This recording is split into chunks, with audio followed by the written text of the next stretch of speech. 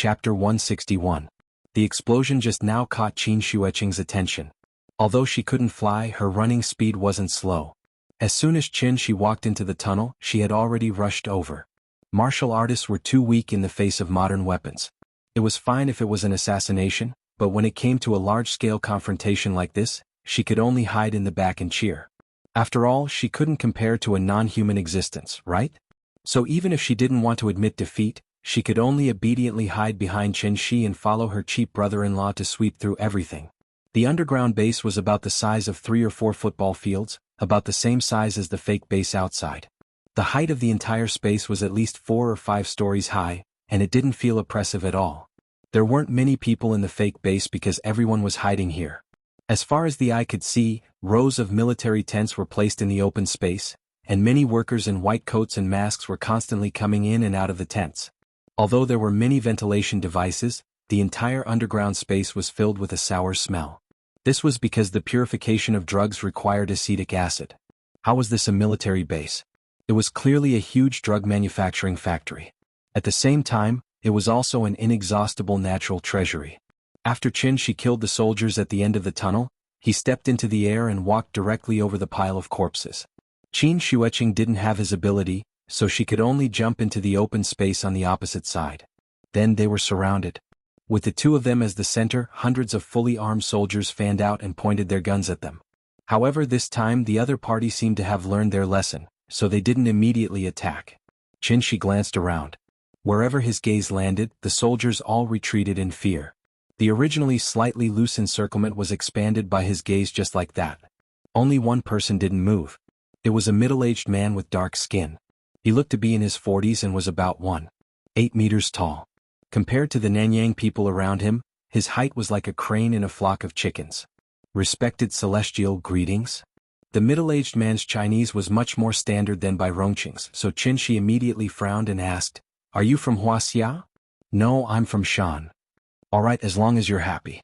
Although he didn't want to admit it, most of the big drug lords in the Golden Triangle who wreaked havoc all over the world were actually Chinese. Even Kun Sa, who had almost unified the Golden Triangle, was from Jianghu.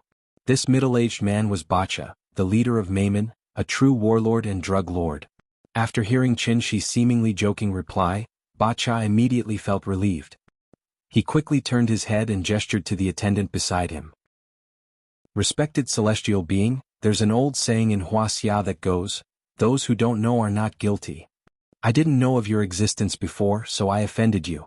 Please forgive me." As he spoke, Bacha's entourage brought 2 people forward. They were Ning Zhonghua and Su Wei, whom he had not seen for a long time. Mr. Qin. Mr. Qin. When Ning Zhonghua saw Qin Shi, he was so excited that he almost couldn't speak. His complexion was yellowish and dark and he had lost a lot of weight. The white shirt he was wearing had almost turned into a black shirt. Ning Zhonghua's expression was very emotional, but compared to Su Wei, it was a bit of a joke. After Su Wei saw Qin Shi for the first time, he couldn't help but cry. He was considered a well-known business tycoon in Zhonghai, but at this moment he was crying in front of thousands of people. It was easy to imagine what kind of grievances Su Wei had suffered. "I'm sorry, the previous misunderstanding caused you two to suffer a lot. I would like to express my sincerest apologies to you too. I hope you don't take it to heart." While speaking, Bacha gestured for his men to untie them. As soon as the ropes were untied, Ning Zhonghua and Su Wei rushed behind Qin Shi. As for what Bacha said just now, they didn't hear a single word. Qin Shuiqing looked at the two with slight disdain and then slightly distanced herself from them. Thinking about it, these 2 unlucky bastards were kidnapped all the way from Zhonghai to the Golden Triangle. They had to travel on land and because of the Wu Lian's pursuit, they had to follow the group of Nanyang people over mountains and valleys. They were bitten by insects and snakes, but they had to wade in muddy water and swamps. If they couldn't keep up, they would be whipped. The 2 tycoons of the business world had lived like princes for most of their lives. During this trip, they truly experienced the suffering of the human world. This was probably the extent of the Red Army's long march. When they arrived at the Golden Triangle, they were locked in a dungeon. They ate, drank, and pooped in a room. They were no different from pigs in a pen. So, how could they not stink? Qin Shi stood in place and ignored the unlucky Ning Zhonghua and Su Wei. Instead, he calmly continued to watch Bacha. When Bacha saw this, he didn't say anything else. He turned his head and said a few words to the attendant next to him. Not long after the attendant left, when he came back, he was pushing a trolley that looked like a food delivery trolley. The food delivery trolley was covered with a white cloth. When the attendant opened it, several heads were placed on top of it. These are the leaders of this operation. If you don't believe me, you can ask them to come out and identify. Bacha smiled and pointed at the food delivery trolley. It looked a bit like a staff member selling snacks and fruits on a train. She finally saw the ruthlessness of a drug lord today. When the evil people in this world were truly ruthless, there was really no bottom line. After a deep sigh, she suddenly asked, "Just now you wanted to fight, now you want to surrender? Are you so sure that I'll let you go?" No, I'm not sure." Bacha shook his head and said calmly, "I didn't know that you were a celestial being, so I dared to offend you. Now that I know, I naturally have to change the way to solve the problem." "Solve the problem? Oh, with the people behind you?" After saying this, Shi once again scanned the surroundings. As far as his eyes could see, the soldiers all retreated. At this moment he was like Zhang Fei at the Changban slope. His roar scared Xia Hojia to death, and he alone forced the millions of Chao soldiers to retreat. After seeing his inhuman methods, the morale of the soldiers fell to the bottom. Because they weren't facing a human at all, how could they fight? However, Bacha seemed to have already expected Shi's reaction. So after hearing Shi's words, he didn't panic at all. Instead, as if he was making an introduction, he calmly said, "When I first built this underground base, I already buried 5,000 tons of explosives. 5,000 tons of explosives was equivalent to 8,000 Tomahawk missiles, which was also equivalent to a quarter of the Hiroshima nuclear explosion. And this was his trump card." Chapter 162. Shi's expression didn't change at all when he heard that there were 5,000 tons of explosives buried here. Seeing this, Bacha continued, 5,000 tons of explosives isn't a threat. It's a means of self-protection. Just like a gecko cutting off its tail or a pufferfish bloating, it's an animal's instinct. Maybe you think this is ridiculous, but it's the only way I can protect myself. No one knew of your existence before, so I dared to offend you. I'm just following orders. I hope you can understand my difficulties. Bacha kept a low profile. Shi didn't speak, as if he was thinking about something. But at this moment, there was a strange movement in the tunnel behind him. Qin Shueqing quickly looked back. Two gates suddenly extended out from the walls on both sides. The speed of the gate closing was very fast, and within a few seconds, it had already firmly closed together, completely sealing off their way back. Judging from this, Bacha was obviously prepared to fight to the death. Every celestial was a legendary existence. In fact, they couldn't be considered human anymore. After all, how could humans fly in the sky? Before receiving the mission, Bacha had a bad feeling. He thought he could take advantage of the recent turmoil in Wulian, but he didn't expect to kick an iron plate. No, it was a steel plate. Although a great grandmaster in the aura state could control objects with chi, this kind of celestial being who could pinch and explode missiles in the air could not even break the aura shield when faced with the suppressive firepower of a reinforced company, and could even shoot back all the bullets. Bacha was completely out of ideas. Since he couldn't beat them, he could only fight to the death. Anyway, a celestial's life was much more valuable than an ant's life. Bacha was a famous drug lord, so he had already put his life on the line. So after he made up his mind, a faint smile appeared on his face, as if victory was already in his hands. Celestials weren't afraid of missiles because missiles couldn't hit them. Now the entire base had become a sealed can. Once it exploded, the celestials in the center of the explosion were no different from ants like them. They would still turn into ashes. However, just as Bacha was feeling proud of himself, Shi smiled faintly. "Have you played Fight the Landlord?" Bacha was stunned. He didn't expect him to suddenly ask such a question. Before Bacha could answer, Shi directly asked the second question. "Do you know what's bigger than a king bomb?" "Bigger than a king bomb?" Bacha was confused. He thought there was a deeper meaning in Shi's words, so he immediately thought carefully about it. "For twos?" No, in Fight the Landlord, the king bomb was the biggest card? He was still pondering. Shi had already given him an answer. "Let me tell you, bigger than a king bomb," flipped the table as his voice Shi's words and the other he's of, before they could react, they were dragged by Shi and flew straight up the tunnel. At this moment, Bacha finally reacted.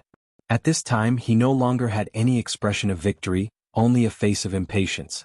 He kept roaring at the soldiers, "Beat them. Don't let them get away."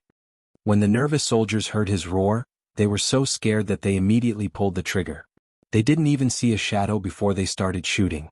Intense gunshots instantly resounded throughout the entire base. However, Qinshi was extremely fast. In the blink of an eye, he had already dragged the three of them to the door that isolated the exit. A long sword condensed from true essence suddenly appeared in his hand. The long sword pierced through the gate. The gate, which was comparable to the gate of a vault, was as soft as a cake. The sword pierced through it without any resistance. With a twist of his right hand, Qinshi instantly cut a large hole in the door. The cave was not big, only a little more than a meter in diameter. Qinshi led the three of them out of the cave and then soared into the sky. Bacha hurriedly led his men to the end of the passage. Looking up, the sunlight was constantly shining through the hole into the passage. Where were the figures of those people? Scram! Seeing this, Bacha immediately panicked. He turned around and ran into the depths of the base. All the soldiers in front of him were fiercely slapped to the side. Bacha didn't lie. There were indeed 5,000 tons of explosives buried under the base. He originally wanted to use this as a threat to reach an agreement with the other party. After all, the Celestials were legendary existences. Their status determined that they couldn't be people who would go back on their words. Once the other party agreed to an agreement, the next step would be easy to discuss. He used his trump card not because he didn't want to live, but because he had no other choice. Retreating in order to advance, trading life for life. The effective killing radius of 5,000 tons of explosives was about 160 meters. It sounded very small, but it had to be known that this was only the direct killing range of the explosion. The explosion would also cause a shockwave, and this shockwave would have a killing radius of 1 kilometer. In other words, once the 5,000 tons of explosives exploded, with the base as the center, a radius of 1 kilometer would be a dangerous area. The other party threw out a sentence that didn't make any sense, then turned around and ran. No matter how stupid Bacha was, he understood the other party's intention. Flip the table, explosives. He wanted to blow up the base. Although the base was filled with explosives, it couldn't be detonated without a detonator. After all, the other party was a celestial. Who knew if he had some mysterious means like the boss? Bacha didn't dare to gamble, so his first reaction was to run as far as he could. Old Dog tied the horse to the side, then sat on a rock and smoked in boredom. He had heard the explosion just now, so he couldn't help but sigh. Those two young people were indeed Wu Lian. They broke into the Golden Triangle alone and started a fight just because of a disagreement. Judging from the noise just now, they probably blew up some building. Old Dog wasn't in a hurry to go home this time. Because they did have some ability, maybe they wanted to cause a disturbance first, then take action. In that case, he would wait until it was dark. If they still didn't come out when it was dark, then don't blame him for running away. He couldn't stay in Maoping village anymore. After going back this time, it was best to hide in Yuebei for a while. Just as Old Dog was thinking about his next plan, he suddenly heard a noise coming from the hillside not far away. He turned his head and saw that it was the woman just now. The woman and two middle-aged men. Looking at their unlucky faces, Old Dog knew that they must be the hostages that had just been rescued. Oh, rescued? Old Dog stood up and greeted Qin Shueqing with a smile. Qin Shueqing didn't talk nonsense with him. Before she walked down the hillside, she said to him directly, "Let them get on the horses. We have to leave here quickly." Old Dog's face changed when he heard that. He hurriedly asked, "Have Bacha's men caught up with us?" Qin Shueqing ignored him and signaled Ning Zhonghua and Su Wei to get on the horse. Then she started to run along the road they came from. "Hey, wait for us." Ning Zhonghua and Su Wei were too slow. After Old Dog pushed them onto the horse, he led the horse and quickly chased after them. The few of them ran wildly on the mountain road. But after running for a few minutes, a light suddenly exploded, followed by a violent vibration behind them. Old Dog was surprised and couldn't help but look back.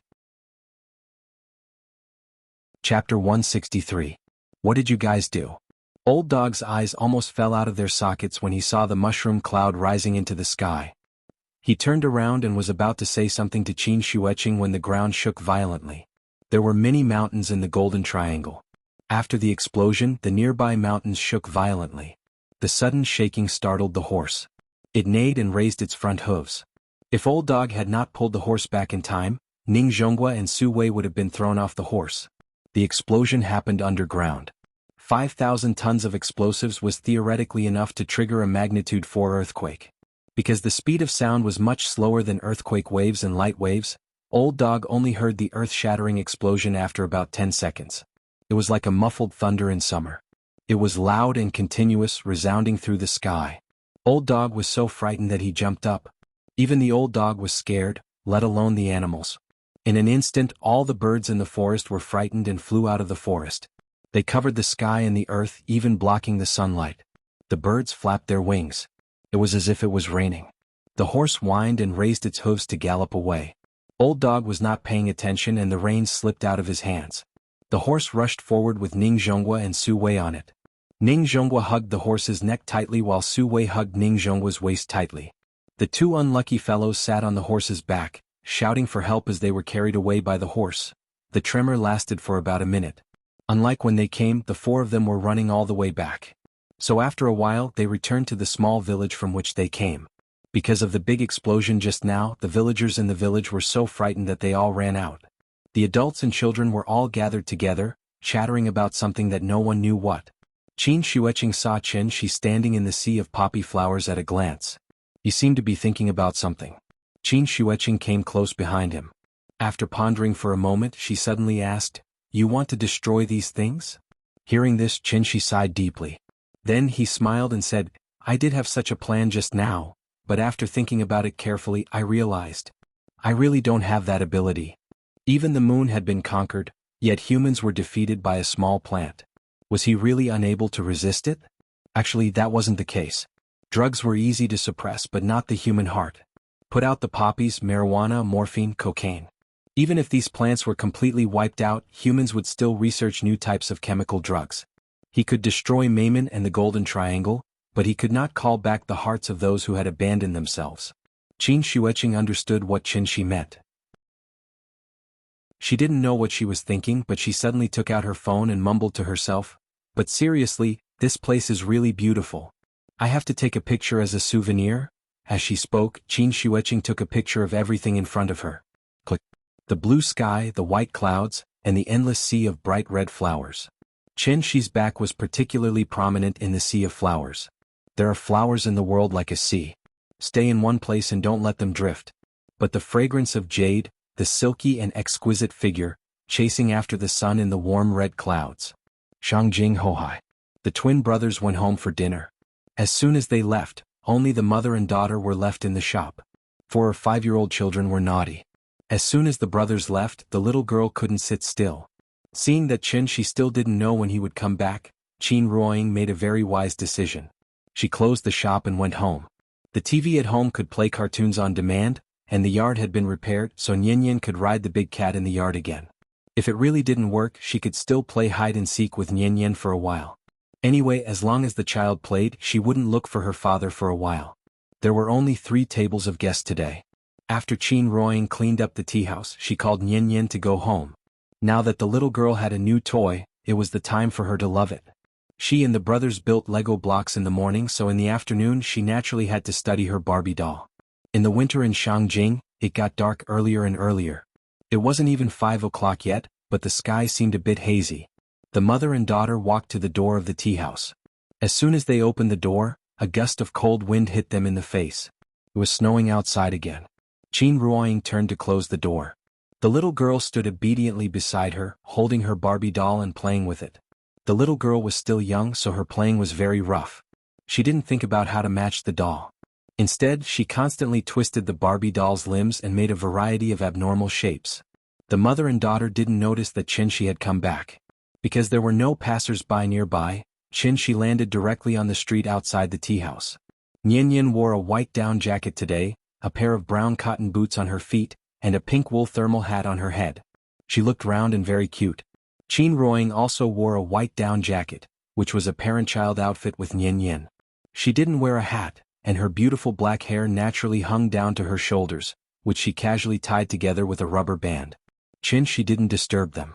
When Qin Ruoying closed the door and turned to take Nian home, she suddenly saw Qin Shi on the street. It seemed that she was startled by the sudden appearance of Qin Shi.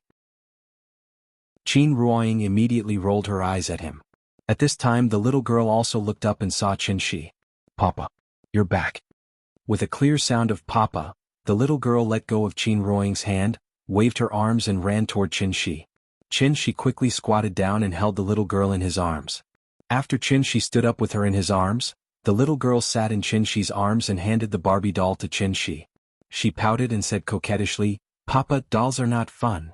Looking at the Barbie doll that was twisted like a fried dough twist, Qin-Shi didn't know whether to laugh or cry. He quickly comforted her, "You can't play with Barbie dolls like this. Papa will teach you later, okay?" "Okay." The little girl nodded happily. In fact, she didn't care much about what she played. She cared more about who would play with her. Qin Ruoying came over, and Qin-Shi quickly freed his left hand to hold her hand. "Where's Yuanqing?" "She's in Spring City. She'll be back tomorrow." "Is she all right?" "She's fine. It's just a broken hand. She'll recover when she reaches the gold core stage." "How long will it take?" "With her diligence, I don't think it'll take long." "That's true. I want to eat braised lion's head." A noise suddenly came from the middle, interrupting the couple's conversation. It turned out that the little girl was a little unhappy because they kept talking and neglected her. "Okay, Papa will make it for you. What else do you want to eat?" "Kung Pao chicken." "Okay, what else?" "Pork ribs, sweet and sour pork ribs." "Okay, Papa will make it for you. Papa is the best." "What about Mommy?" "Mommy is good too." Chapter 164. Life went back to its normal routine. The couple spent all day around the little girl, and the little girl was clamoring to go to the tea house every day. The reason why she insisted on going to the tea house every day was because she wanted to play with the twins.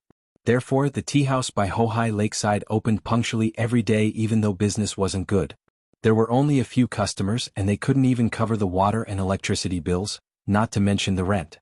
The so-called building a house in the human realm without the noise of carriages and horses. What can a gentleman do? His heart is biased. This was already the realm described by Tao Yuanming. Nowadays, many people yearn for this kind of life, not to mention whether they were really artistic or not. This kind of life was easy to achieve, but that kind of transcendent state of mind was not something everyone could have. Therefore, even Gu Lao couldn't help but sigh sometimes. This couple was really like an old man in a young man's skin. Qin-Shi had stayed in Heavenly Spiral for 500 years. Although he spent most of his time cultivating, he had lived for 500 years after all. With his current lifestyle, he would be despised by the sect if he were to stay in Heavenly Spiral. He didn't want to improve himself, he was willing to degrade himself, and he took pleasure in it. As for Qin Ruoying, if her identity as a Xiannu was not taken away, she could barely be considered an ordinary person. However, she had been indifferent since she was young. As a Xiannu, she yearned for the life of an ordinary person. The most exciting time in her life was the few years when she met Qin-Shi. Such a pair of husband and wife was truly a rare existence in modern life. Plato once said, "Each of us is only half a person, so each of us is always looking for the other half to combine with himself." In a person's life, about 2 million people will pass by. The probability of two strangers meeting and falling in love is 0.000049. Meeting didn't mean knowing each other didn't mean knowing each other, and knowing each other didn't mean love. Qin-Shi and Qin Ruoying were very lucky because they met, knew each other and fell in love. Even more lucky was that they had a product of their love.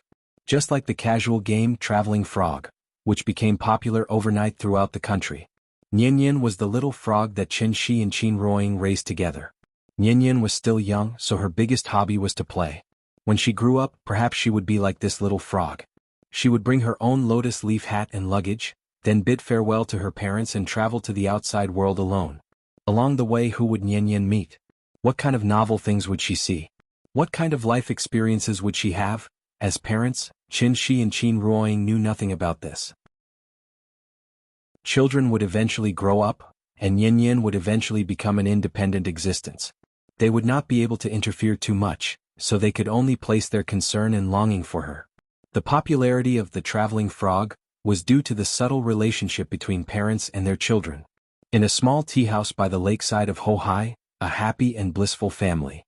In a leisurely life in the garden, Qin-Shi and Qin Ruoying were waiting. When Nian grew up and became the little frog that liked to travel. December 6th, light snow. The little girl sat in the children's playground and threw the blocks in her hands in boredom. She built a castle out of building blocks and wanted to show it off to others, but the brothers never came. She had no choice but to call the big cat. Big cat. Big cat. The big cat may have been lazy recently.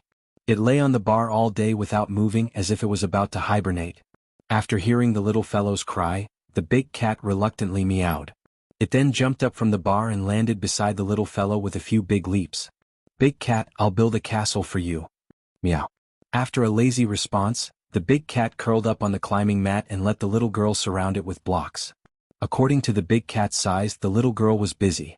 She was also experienced in this recently, so it didn't take her long to build a castle and cover the big cat inside. Looking at her masterpiece, the little girl couldn't help clapping her hands and giggling. "How about the big cat? Do you like it?" Meow. In the doorway of the building castle, the big cat narrowed its eyes and meowed casually, then fell asleep again. The little girl lay on the mat, tilted her head and glanced at the big cat in the castle. Seeing that it didn't cooperate at all, she suddenly lost interest. Gu Lao must have been delayed by something today, so he didn't bring the twins. Without the company of the two brothers, the little girl was obviously not used to it. She sat on the cushion and thought for a while. Then she suddenly stood up and ran to Qin Ruoying's side without even putting on her shoes. Qin Ruoying was reading a book. When she saw her coming, she immediately picked her up and asked with a smile, "Nyin Yin, what's wrong? Mama, when will my brothers come? Do they not want to play with me anymore?" The little girl pouted and looked wronged. Seeing this, Qin Ruoying could only smile helplessly and said, "My brothers have something to do, so they can't play with you today. Wait until tomorrow, they will come again tomorrow." Qin Shi was changing the water in the kettle. Seeing the little girl's dejected look, he immediately interrupted and said, "Nyin Yin, it's rare that you're free today, why don't we take you out to play? Where are we going? How about going to the mall to eat KFC? Hearing this, the little girl's eyes suddenly lit up, and she immediately responded, "Okay. I want to eat KFC." "Then you go and put on your shoes. When you're done, we'll go out." Okay. The little girl ran back to put on her shoes. Qin Shi's cooking was much better than KFC's, and the little girl was just looking for something new. Qin Ruoying naturally didn't have any objections to eating a meal once in a while, so she let it be. The tea house closed early again. The family of three stepped on the light snow and walked to Dongming Alley. When they passed by the courtyard, Qin Shi suddenly asked Qin Ruoying to wait for him, and then ran into the courtyard like a wisp of smoke. After waiting for a while, Qin Shi came out again. When Qin Ruoying saw his secretive look, she knew that he must be up to something again.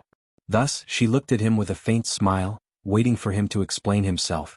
Seeing this, Qin Shi didn't hide anything and immediately took out two things from behind her. Dang dang dang, when Qin Ruoying saw it, she suddenly did not know whether to laugh or cry. Qin Shi held the household register in his hand, one for her and the other for Qin Shi and Yin Yin. After seeing the household register, Qin Ruoying understood what he wanted to do, so she asked with a smile, "Do you still care about these things? Of course, we have a child illegally living together, so we have to make up for it." At this time, the little girl grabbed the household register in Qin Shi's hand, and then curiously turned it over. "Papa, what is this?" She did not know how to read, so she pointed to the 5 characters on it and asked, "Household register. Come on, Papa will teach you how to read." Holding the little girl in his arms, Qin Shi pointed to the Chinese characters on the household register and taught her to read. The family of 3 walked out of the alley. When they were about to walk out of the alley, Qin Ruoying suddenly could not help looking back at the familiar alley. In a trance, she seemed to have returned to the past. At that time she would walk through this alley every day. But at that time she did not think. Chapter 165. After the family of 3 left Dongming Alley, Qin Shi took a taxi and went straight to the Civil Affairs Bureau. The Civil Affairs Bureau was a magical place. Compared to the Human Resources and Social Security Bureau, the Civil Affairs Bureau was much more leisurely. The door was open and anyone could come and go. What was even more amazing was that next to the marriage counter was the divorce counter. They went in and came out. They went in again and came out again. Countless gratitude and grudges, and endless expressions of all living beings. Today was not a big day and the weather was not good, so there were not many people who came to go through the formalities. As soon as the family of 3 walked into the hall, countless eyes fell on them. It couldn't be helped. Compared to ordinary people, Qin Shi and Qin Ruoying's looks were too high. Some people who did not know the situation even thought that they were an unknown celebrity couple. What was even more eye-catching was that Qin Shi was holding a lively and cute little girl in his arms. The child was already so big, but they still came to the Civil Affairs Bureau. Obviously they were here to go through the divorce procedures. The young couple looked quite compatible. They were probably young and immature, so they got married and divorced impulsively. This kind of thing was common in the Civil Affairs Bureau. What a pity. Countless people secretly sighed. However, what made everyone's jaws drop was, she did not take the divorce registration number, but the marriage registration number. When he came to the marriage registration counter with the number, the staff around him could not help but look at him. It was not unheard of to get on the bus first and then buy the ticket, but it was really rare to see someone come to buy the ticket when they were almost at the terminal. There were very few people getting married today, so it was Shi's turn immediately. He put the little fellow down, and then he and Qin Ruoying held the little fellow's hand as they walked to the counter. The Civil Affairs Bureau was under the control of the local government, so the policies and charging standards were slightly different in each place. It was okay in Shangjing. Taking the number, filling in the form, taking photos and getting the certificate cost 9 yuan, and taking photos 30 yuan. As long as the procedures were complete, they could get the marriage certificate in 20 minutes. When Shi got 2 brand new marriage certificates from the registration counter, a very strange feeling suddenly surged from his heart. They got married just like that. Unlike the excitement of a wedding, when they were getting their marriage certificate, they felt an indescribable heaviness. This was not a derogatory term, but a complimentary one. It was a very complicated feeling. Perhaps it was his sense of responsibility. He looked at the marriage certificate in his hand and then looked at his lover beside him. Even the look in his eyes was slightly different. She wanted to show the marriage certificate to Qin Ruoying, but the little girl in her arms snatched it away. The little fellow looked at her parents in the photo and giggled for a while. Then she suddenly stopped smiling and pouted at Shi. "Papa, why am I not in the photo?" Without waiting for Shi to reply, she seemed to have thought of something and immediately shouted, "Family portrait! Family portrait! I want to be in there too." This was a public place. Besides those who were preparing to get married, there were also those who were preparing to get divorced. Many people were already in a bad mood, so when they heard her words, their faces immediately darkened. "Shu, you can't be loud in public." Qin Ruoying quickly stopped the little fellow. Showing affection in this place was simply rubbing salt on other people's wounds, so it was better to restrain herself. In order to meet the little fellow's request, the couple quickly took her to a corner, and then Shi took out his mobile phone. Click. The couple leaned close to each other. The little fellow sat in the middle of them, holding her little face with both hands and sticking out her little tongue to make a face. Looking at this family portrait, both of them didn't know whether to laugh or cry. The little fellow took the mobile phone from Shi. When she saw herself in the mobile phone, she immediately seemed to have succeeded in a prank and couldn't help but giggle. Just as the 3 of them were showing off their love, a couple in front of the divorce counter started arguing. Marriage required a photo of the 2 people, and divorce required a photo of 1 person. Because the size of the photo provided by the woman was not up to standard, there was no way to go through the formalities, so the man asked the woman to go out and take another photo. The woman was unwilling, so the 2 of them quarreled in the hall. "You're deliberately looking for trouble, aren't you? You've done it twice and you still can't get it done. Let me tell you, I don't want to do it a 3rd time. Are you in such a hurry to marry that vixen?" The man's attitude was very bad, so the woman's mood immediately rose and she opened her mouth to retort.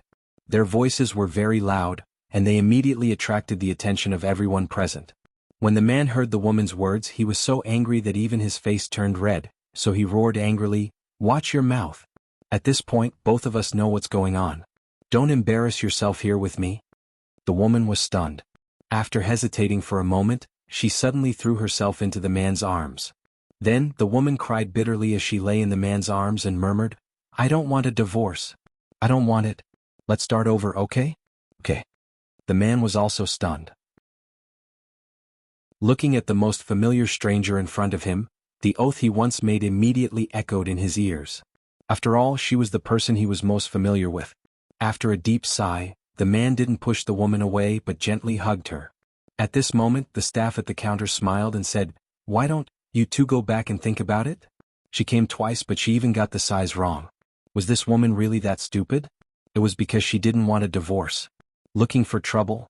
This was the last way she could think of to delay it. However, after hearing the staff's words, the man gently shook his head. He whispered a few words to the woman, then pulled her out of the hall. This kind of episode happened almost every day, so the staff had long been numb to it. Seeing that the man and woman seemed to be in a dilemma for a while, he directly called the next number. The little girl looked at the scene in front of her in a daze. With her young mind, she really couldn't understand the complexity of it. After seeing the man and woman leave, the little girl raised her head and asked in confusion, "Why is Auntie crying?" Because she's going to be separated from uncle. Why does uncle want to be separated from auntie? She didn't know how to answer. After hesitating for a moment, he had to smile and rub the little girl's head, and then very stiffly changed the topic. Come, let dad hug you and let mom rest. We're done with our business. Now I'll take you to eat KFC. Are you happy? Yes. As soon as she heard about KFC, the little girl fell into the trap. After obediently climbing into Shi's arms, she began to talk about what she wanted to eat later. Then, under the envious eyes of many people, she held the little girl in one hand and Qin Ruoying in the other hand, and slowly walked out of the marriage registration office. Marriage was like a carved ship, it depended on how you appreciated it and how you steered it. If you were wise, even if you didn't know your lover before marriage, you could be respectful to your lover after marriage. Chapter 166. Using KFC as bait, she took the little fellow out. After getting the marriage certificate, the family of 3 took a taxi and went straight to the World Trade Center. When she brought the little fellow to Shangjing last time, the father and daughter mostly went to scenic spots. This time, when they suddenly came to the shopping mall, the little fellow was immediately dazzled by the dazzling lineup of shops on both sides of the street. There were many big shopping malls in Shangjing, and the World Trade Center's heaven staircase was relatively unique. Because it had a semi-closed pedestrian street, and above the pedestrian street, there was a 250-meter-long LED electronic light screen. In the evening, the sky screen would begin to play various videos, so there were often marriage proposals here. For 3,000 yuan, you could play a 3-minute proposal video on the sky screen. When the video suddenly played, the moment of romance could really melt anyone. Therefore, it was rumored that the success rate of marriage proposals here was particularly high. It was still early and it was winter, so the World Trade Center's heaven staircase looked a little deserted. The couple took the little fellow around and then went into a children's experience hall. The children's experience hall was very large, and as soon as they entered, they saw a huge Tyrannosaurus Rex. The little fellow was startled by the vivid Tyrannosaurus Rex. After coming back to her senses, she immediately asked Shi to put her down, and then ran to the Tyrannosaurus Rex, tiptoed, and shook hands with it. While shaking hands with the Tyrannosaurus Rex, the little fellow turned back and asked, "Papa, what is this?" "It's a Tyrannosaurus Rex, an extinct animal, so you can't see it in the zoo." "Oh." The little fellow surrounded the Tyrannosaurus Rex and studied it carefully. Shi watched her, and Qin Ruoying turned around to buy her a ticket. After playing with the Tyrannosaurus Rex for a while, the little fellow ran back to Shi, and then pulled him into play. This Tyrannosaurus Rex had attracted her attention, so she was very interested in the things inside the experience hall. The floor of the children's experience hall was cushioned, so shoes could not be worn in. After changing shoes, the family of 3 walked into the entertainment area. After entering the door, there was a large sand pit. The sand was carefully selected fine sand. The little fellow changed into her boots and jumped in directly. In the sand pit, there was an excavator toy that was especially popular in the past 2 years. Under Shi's guidance, the little girl successfully operated the excavator to dig out a pile of sand and put it into the hopper truck. Then she happily rolled around in the sand pile. As a professional children's experience center, there were too many toys here. There were children's castles, children's rock climbing, small tunnels and combination maze slides. There was everything that one could think of, but there was nothing that one could not see. After playing one round, the little guy was already so tired that he was dripping with sweat. Even his underwear was soaked with sweat. In order to let her rest, the couple continued to bring her inside and came to the painting area. The little girl had learned to draw in kindergarten, so when she got the coloring board, she sat on the stool obediently and studied it. Shi and Qin Ruoying sat on either side of her and watched her casually paint on the drawing board with a watercolor pen. In just a short while, the perfectly fine Sun Wukong was smeared all over by her. Looking at her masterpiece, the little fellow was very proud. She handed it to Qin Ruoying as if it was a treasure and asked her to praise her. Qin Ruoying and Shi did not know whether to laugh or cry. Then Qin Ruoying taught her step by step and wrote her name in the blank space of the drawing board. She was going to show it to her when she grew up. The handwriting was crooked, like earthworms crawling around. It took a lot of effort to barely distinguish what she wrote. Chinyan. For the whole afternoon, the family of 3 was immersed in the experience center. If the little fellow was not hungry, she probably would not have been willing to come out.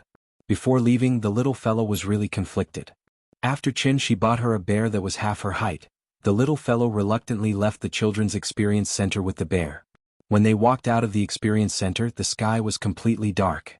At this time, the world staircase really showed its unique charm. Flowing lights and colorful neon lights flashed. A giant screen with an area of 7,500 square meters was constantly blooming above the pedestrian street. The little fellow stood on the steps, holding the teddy bear. When she looked up and saw the underwater world animation on the sky screen, she could not help but open her mouth and exclaim, "Papa! Is that a dolphin?" "And yes, a dolphin." "What about that white one?" "It's a whale." "Is that a tortoise?" "Kind of, but you should call it a sea turtle." "Oh." The little fellow nodded her head woodenly. Qinshi's science was no different from a book to her. In order to let the little fellow see more clearly, the couple took her directly to the bottom of the sky screen. But at this time, the little fellow saw the Christmas tree in the middle of the pedestrian street. It was a large silver Christmas tree 8 meters tall, surrounded by plush snowmen and many plush deer. The Christmas tree shone with silver light and looked particularly dazzling. The little fellow ran to the fence and wanted to reach over the fence to touch the plush snowman next to her, but was stopped by Qin roaring in time. "Nyin Yin, don't climb over the fence without permission, understand?" "Oh." Hearing her mother's words, the little fellow nodded obediently and then stepped back. In order to prevent the little fellow from running around again, Qinshi held her in his arms and asked with a smile, "Nyin Yin, it's time to eat. Let's come out to play after dinner, okay?" "Eh. Then what do you want to eat? It's all food here." Hearing this, the little fellow sat in his arms and twisted her body to look around. Actually, the child only ate KFC for novelty. After coming out to play for so long, she naturally had long forgotten about KFC. She could not read, so she looked around and did not see anything. Seeing that she did not have any ideas, she turned to look at Qin Ruoying. Qin Ruoying pondered for a moment, then pointed to the boiling fish village not far away and said with a smile, "How about that one? It seems to be Sichuan cuisine. Should be good?" Aunt Zhang was from Chengdu, and both mother and daughter grew up eating her cooking. Naturally, they had a special feeling for Sichuan cuisine. The rent in the World Trade Center was very expensive, so the consumption level was naturally high. The decoration of this restaurant was very luxurious, and the environment was even better than Sally's restaurant in Zhonghai. Boiled fish, gluttonous frog husband and wife lung slice, saliva chicken, spicy pork trotters, and all of them were spicy. The child was still young, so Qin Ruoying specifically asked for less chili, just a little spicy. But even so, the little fellow's face was red from the spiciness. She kept sucking in the cold air, but her mouth did not stop for a moment, and she kept shouting that it was delicious. She was strong on the outside but weak on the inside. She shouted that it was delicious, but she could not eat much before she was full. Qin Ruoying could not eat much either. Looking at the table full of leftovers, she had to ask the waiter to pack it up. After eating, the little fellow seemed to be tired. After she handed the toy bear to Qin Ruoying, she obediently shrank in Qinshi's arms. In just a short while, he had already fallen into a deep sleep. Chapter 167. The next morning. When Qin Ruoying got up and washed up, Qinshi was already busy in the yard. He dug another hole in the bluestone floor that had just been paved. After glancing at the little guy who was still sleeping soundly, Qin Ruoying quietly walked out of the west wing. When she came to Qinshi's side, she found that Qinshi had gotten a jar from somewhere. He was squatting next to the jar, busy with something. After noticing that Qin Ruoying came over, Qinshi looked back at her, picked up a bowl from the side, and scooped some wine from the jar with the bowl. Qin Ruoying just took the bowl from him, and a fragrant smell of wine rose directly from the bowl and hit her nose. The smell of the wine was very light, and there was a slight indescribable fragrance in it. "This is wine. Yes, have a taste." Hearing this, Qin Ruoying picked up the bowl and took a sip. She didn't drink and didn't know much about wine. But with this sip, she could still feel a fragrant but not overpowering, mellow and elegant taste from it. In the unique spicy taste of white wine, there was a clear, refreshing, mellow and clean taste. It was really soft in the mouth and the aftertaste was pleasant. It was very delicious. "What wine is this?" "Daughter's red." "How is it?" "My skills are good, right?" "You can make wine?" "Of course, your husband knows everything, and there is nothing he can't do." Qinshi smiled proudly. Qin Ruoying smiled and glanced at the empty wine bottle beside him, but didn't say anything. Maotai, Fingjiu, Luzhou, Laojiu, Shifengjiu, the 4 famous wines of Wuxia were all taken by him. In addition, there was also Wuliangye, Guizhou 1573, Jian Nanchun, and so on. No matter what type of wine it was, whether it was Maodai flavored, Qingfeng flavored, or Feng flavored, they were all put into a soil jar by Qin Shi. This was a jar of wine that gathered the great achievements of all kinds of wine. Soaked wine. The wine was not important. What was important was the spirit medicine within. It wasn't an exaggeration to say that every drop was a great supplement in the world. One drop was equivalent to a Peiyuan Dan. After being refined by Qin Shi with her immortal techniques, the wine could truly be considered the so-called nectar of the bejeweled nectar. After the wine entered his mouth, the spiritual qi of heaven and earth contained in it flowed through his throat and into his limbs. Qin Ruoying only felt that the more she drank, the more sober she became. In a short while she drank the entire bowl of wine into her stomach. Seeing that she liked it very much, Qin Shi asked with a smile, "Would you like another bowl?" Hearing this, Qin Ruoying thought for a moment and shook her head. She chuckled and said, "This is not the time to drink newer Hong. Let's bury it. When Yin Yin gets married in the future, we'll have a drink together." "All right." After covering the jar and putting it into the hole under the locust tree, Qin Shi set up a spirit gathering formation and a spirit binding formation around it. In order to prevent it from being accidentally destroyed, Qin Shi even set up a defensive formation. What a joke. This was the new Hong that he had specially brewed for Yin Yin. What if it was stolen? As early as 304 AD, the world's first botanist, Ji Han, wrote the description of southern vegetation. It said that when a woman was a few years old, she would brew wine. When a woman was about to get married, she would prepare wine for the guests. It was called Newer Hong and the taste was absolutely delicious. After giving birth to a daughter, she would brew a jar of New Hong and hide it under the osmanthus tree at home. When she was free, she would step under the osmanthus tree a few times, as if her heart would feel more at ease. The daughter's hair would be tied with a red headband. Her eyebrows and eyes would be like willow leaves during the Qingming festival. She would become more beautiful and bigger day by day. When the daughter got married, the father would dig out this jar of wine as a dowry. According to the customs of ancient times, the first 3 bowls of wine that the daughter scooped out of the jar would be presented to her father-in-law, and her husband. The meaning was that she prayed for the family to be healthy and prosperous. Daughters were the treasures of fathers. When he thought that Yin Yin would grow up and get married in the future, Qin Shi felt like the cabbage that he had worked so hard to grow had been eaten by a pig. Many people felt that it was a loss to have a daughter, but they never thought that other people's pigs had eaten their cabbage, but it was because of this cabbage that other people's pigs had become their pigs. Of course, this was just a joke. After all, the idea of favoring boys over girls was not as serious as before. After using soil to cover the jar, Qin Shi restored the tiles on the ground to normal. No one would be able to tell that there was a jar of wine buried under the ground. He turned around and was about to call Qin Ruoying back to the room when Qin Ruoying looked thoughtfully at the east wing and asked, "It's been 3 days.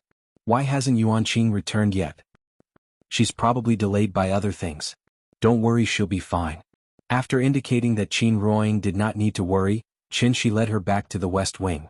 Perhaps it was because she was too tired from playing yesterday, so it was already past 9 in the morning, but the little fellow was still asleep. It was rare for the little fellow to sleep so soundly, so the couple did not wake her up. Instead, they sat in the other corner of the room and let Qin Shi guide Qin Ruoying's cultivation. Qin Ruoying's cultivation was also slacking. Even if Qin Shi gave her all kinds of cheats, she had only just stepped into the early stage of qi refinement after cultivating for so long. She was not anxious at all. When it was about 11 o'clock in the morning, the little guy finally let out a whimper. During this time, Qin Ruoying had been taking care of her. After hearing the little fellow's moans, Qin Ruoying immediately stopped cultivating and quickly walked to the bedside. "Yin Yin, are you awake?" "Ugh." The little fellow did not speak. She mumbled and rolled on the bed. After she moved her body and was almost awake, Qin Ruoying picked her up from the bed and went straight to the bathroom. Probably because she slept for too long, the little fellow did not come back to her senses for a long time. After washing up, she directly lay on Qin Ruoying's shoulder and continued to sleep listlessly. When Qin Shi saw her unlucky appearance, he could not help but pinch her little face, and then took a crystal bun and waved it in front of her eyes. Oh whoa! With delicious food in front of her, the little fellow finally became energetic and stretched out her neck to take a bite. But at this time, Qin Shi suddenly retracted his hand, making her bite empty air. The little fellow pouted and was about to be unhappy. Qin Shi hurriedly stuffed the bun into her mouth. "Is it delicious?" "Delicious." When the bun entered her mouth, there was a strong fragrance. She was also greedy. She bit off more than half of it in one bite. Her mouth was like a hamster's mouth, round and very cute. Eat slowly, don't choke. Qin Ruoying touched her head, then put her on the chair and let her eat. At this time, Qin Shi's phone suddenly rang. He picked up the phone and saw that it was a call from Gu Lao. Hello. Gu Lao? Boss Qin, why are you not open today? Hey, the child slept in and delayed the opening. Please wait a moment, we will come right away. Okay, then we will wait outside for a while. Today the little fellow got up too late. The old man came with the twins, but the tea house was not open yet. So he called to ask about the situation. Qin Shi thought that it was not good to let the old man and the children stand outside in the cold wind on this cold day, so he left to open the door for them. The retired old man's life was indeed very leisurely. Basically, he would come to have a cup of tea when he had nothing to do. It was not that the tea was delicious, but because the children could find something to play here. He did not have to worry about them, so he was happy to be leisurely. Chapter 168. Morning 11:20. After breakfast, when the mother and daughter came to the tea house, Qin Shi was already playing Go with Gu Lao, and the brothers were also piling up blocks in the children's playground. As soon as Qin Ruoying put down the little fellow, she ran over and greeted the brothers with a smile. It had only been a day since they last saw each other, but the three little things were like long-lost old friends. After happily greeting the little fellow, the brother immediately shouted for her to come in. They were studying how to make a transformer with blocks. Seeing this, the little fellow immediately took off her shoes, plopped down on the mat, and then crawled to the brothers on all fours. Because of yesterday's experience, the little fellow was very proud today. After sitting for a while, she asked the brothers to guess where she went to play yesterday. The brothers' situation was similar to hers before. Their parents were not around all year round, so they rarely went out to play. Hearing the little fellow showing off her experience yesterday, the two brothers immediately opened their small mouths and their faces were full of envy. It's much bigger than here. Dinosaurs, sand, mazes, seesaws, and so many children. There's everything. I'll take you to play next time. In the end, the little fellow did not forget to pat her chest and promised that she would definitely call the brothers together in the future, which immediately attracted the two brothers' agreement. She was showing off unscrupulously, but Qin Ruoying shook his head. As long as a child has something fun and novel, they can't help but show it off. This is human nature. Nian didn't have many toys before, so she was very envious of the brothers' toys. When she has toys that others don't have, she will naturally take them out to win the envy and recognition of others. At this time, toys have lost the meaning of toys, but become a tool for comparison, showing off, and not admitting defeat. Therefore, parents often see children arguing over toys, comparing whose toys are more fun and who has more toys. Everyone wants to be excellent. A healthy competitive spirit can promote a child's comprehensive and healthy development and make the child better. However, the competitive spirit can't be too strong or have no direction. If it goes in the wrong direction, it will be counterproductive.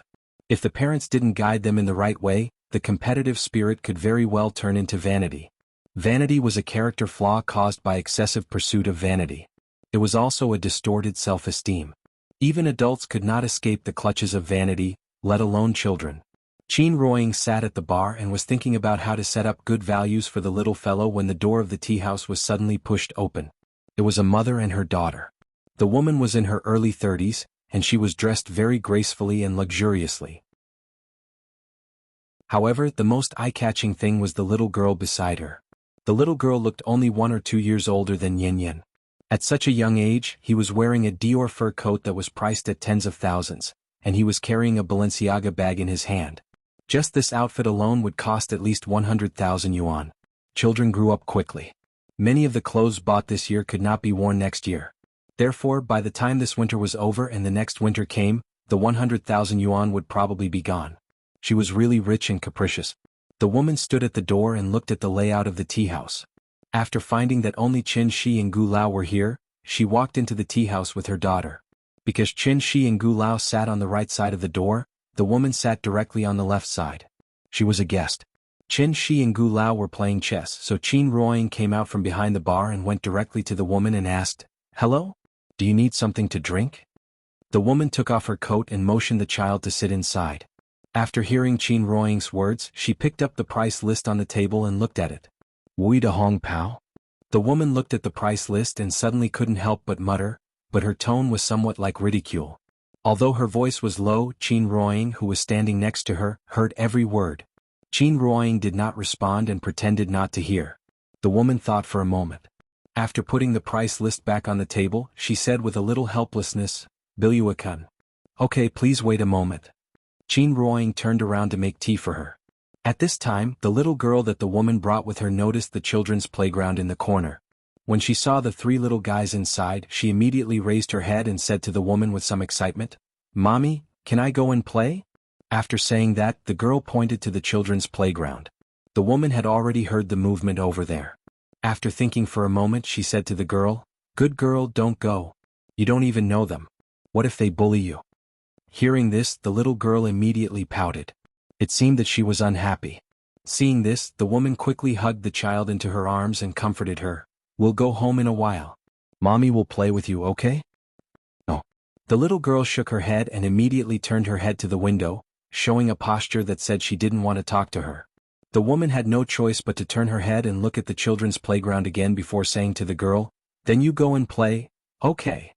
Hearing that her mother agreed, the little girl immediately climbed over her lap happily and then ran to the children's playground. The woman still wanted to say something, but seeing her daughter's excited look, she could only let her go. At this time, Qin Ruoying came over with a teacup and a kettle. After she put down the teacup and the kettle, the woman said to Qin Ruoying, "The child wants to play with them. Is it okay?"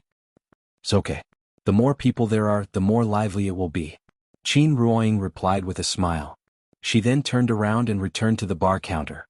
The woman seemed to be a little worried. After thinking for a moment, she picked up her coat and sat in the booth closest to the children's playground with a teacup. The little girl came to the fence and glanced at the three little guys who were lying on the ground stacking blocks. Then, she asked a little nervously, "Can I play with you?" Hearing this, Nian immediately raised her head and grinned, "Okay. But you have to take off your shoes before you can come in." "Okay." After getting Nian's approval, the little girl immediately took off her shoes and walked in. But after she came in, she found that she couldn't find a seat. The three little guys each sat in a direction with the building block castle as the center. The two brothers were lying on the ground with their buttocks raised high, so they took up a lot of space, making it impossible for her to squeeze in. Seeing this, the little guy immediately patted the two brothers, indicating that they should make room for her. "You guys make way. There's no space." The two brothers were thinking about how to arrange the castle's gate. Hearing the little guy's words, they finally came back to their senses and quickly squeezed out a seat for the little girl. After the little girl sat down, the little guy, as the host, immediately took out a pile of building blocks and placed them in front of her. "My name is Qin Yan. You can call me Nian." Chapter 169. Nian Tian Tian, 11 Ming Ming. The four little ones squeezed in the children's playground. With more people, it suddenly became very lively. There were only enough Lego blocks to build two castles. Originally, the two brothers would have one set and Nian would have one set. After Tian Tian came, the little one gave her half, but this made it impossible for her to build a complete castle. Tian Tian seemed to have never played with Lego blocks before. She was so clumsy that she could not even build a house. When the little one saw this, she immediately went to her side and stretched out her hand to command, "You should put this here, put this here, here, and here." Under the little one's command, a small castle finally slowly appeared in front of Tian Tian. In order to make Tian Tian happy, the little one even dismantled her half-built castle and gave all the Lego blocks to her. While the little one was instructing Tian Tian to build the castle, the two brothers opposite were busy with their transformers. The Lego blocks were assembled with blueprints. Although the brothers did not understand the blueprints, this did not hinder their work. After being busy for a while, a transformer with clumsy hands and feet finally appeared in front of them. "Sister, look. Optimus Prime." The older brother patted the little one proudly. When the little one saw this, she immediately lay on the ground and carefully observed the transformer. However, at this time, the younger brother corrected her, "Sister, this is Megatron." "It's Optimus Prime." "It's Megatron." "Optimus Prime." "I made it." "It's Optimus Prime." "Megatron." "I taught you to make it." "This is Megatron." The two brothers almost fought over the naming rights of the Transformers. When the little one saw this, she immediately shouted, "Stop arguing. This is a gorilla." She had never seen a Transformer before, so she did not know what Optimus Prime and Decepticon were. The big guy in front of her looked no different from the gorillas she saw in the zoo before, so she decided to name this model. Gorilla is better than Megatron. Better than Optimus Prime. It was impossible for the twins not to bicker. The little fellow was too lazy to pay attention to them. Instead, she climbed to the gorilla's side and began to use her imagination. She picked up the building blocks and kept adding things to the gorilla. Seeing this, the two brothers were also unwilling to fall behind. They picked up the building blocks one after another and covered it with them. The three little fellows went back and forth, and in just a short while, they formed a completely indescribable monster. Looking at their masterpiece, the three of them couldn't help but laugh out loud. Tian glanced at them, then lowered her head to look at the castle in front of her. Then, for some reason, she suddenly reached out and pushed down the castle that she had painstakingly built. Because the castle made of Lego bricks was not so easily damaged, she used both hands and tore the castle into pieces in a short while. The three little fellows were stunned. After she tore down the castle, the little fellow seemed to have returned to her senses. She asked curiously, "You don't like castles?" "I don't." After saying that, Tian threw the building blocks in her hand, directly hitting the two brothers' mutant gorillas. The building blocks hit the gorilla and then bounced onto the mat. The little fellow looked down at the building blocks that she threw out. After pondering for a while, she sat up and said to the two brothers, "Let's play marbles?" The two brothers had no objections, so they immediately nodded and said, "Okay." Because they often came here to play, they put all the marbles here. After hearing the little fellow's words, the two brothers eagerly found a box of marbles in the corner. At this time, the little fellow looked at Tian and asked, "Do you know how to play marbles?" Tian shook her head.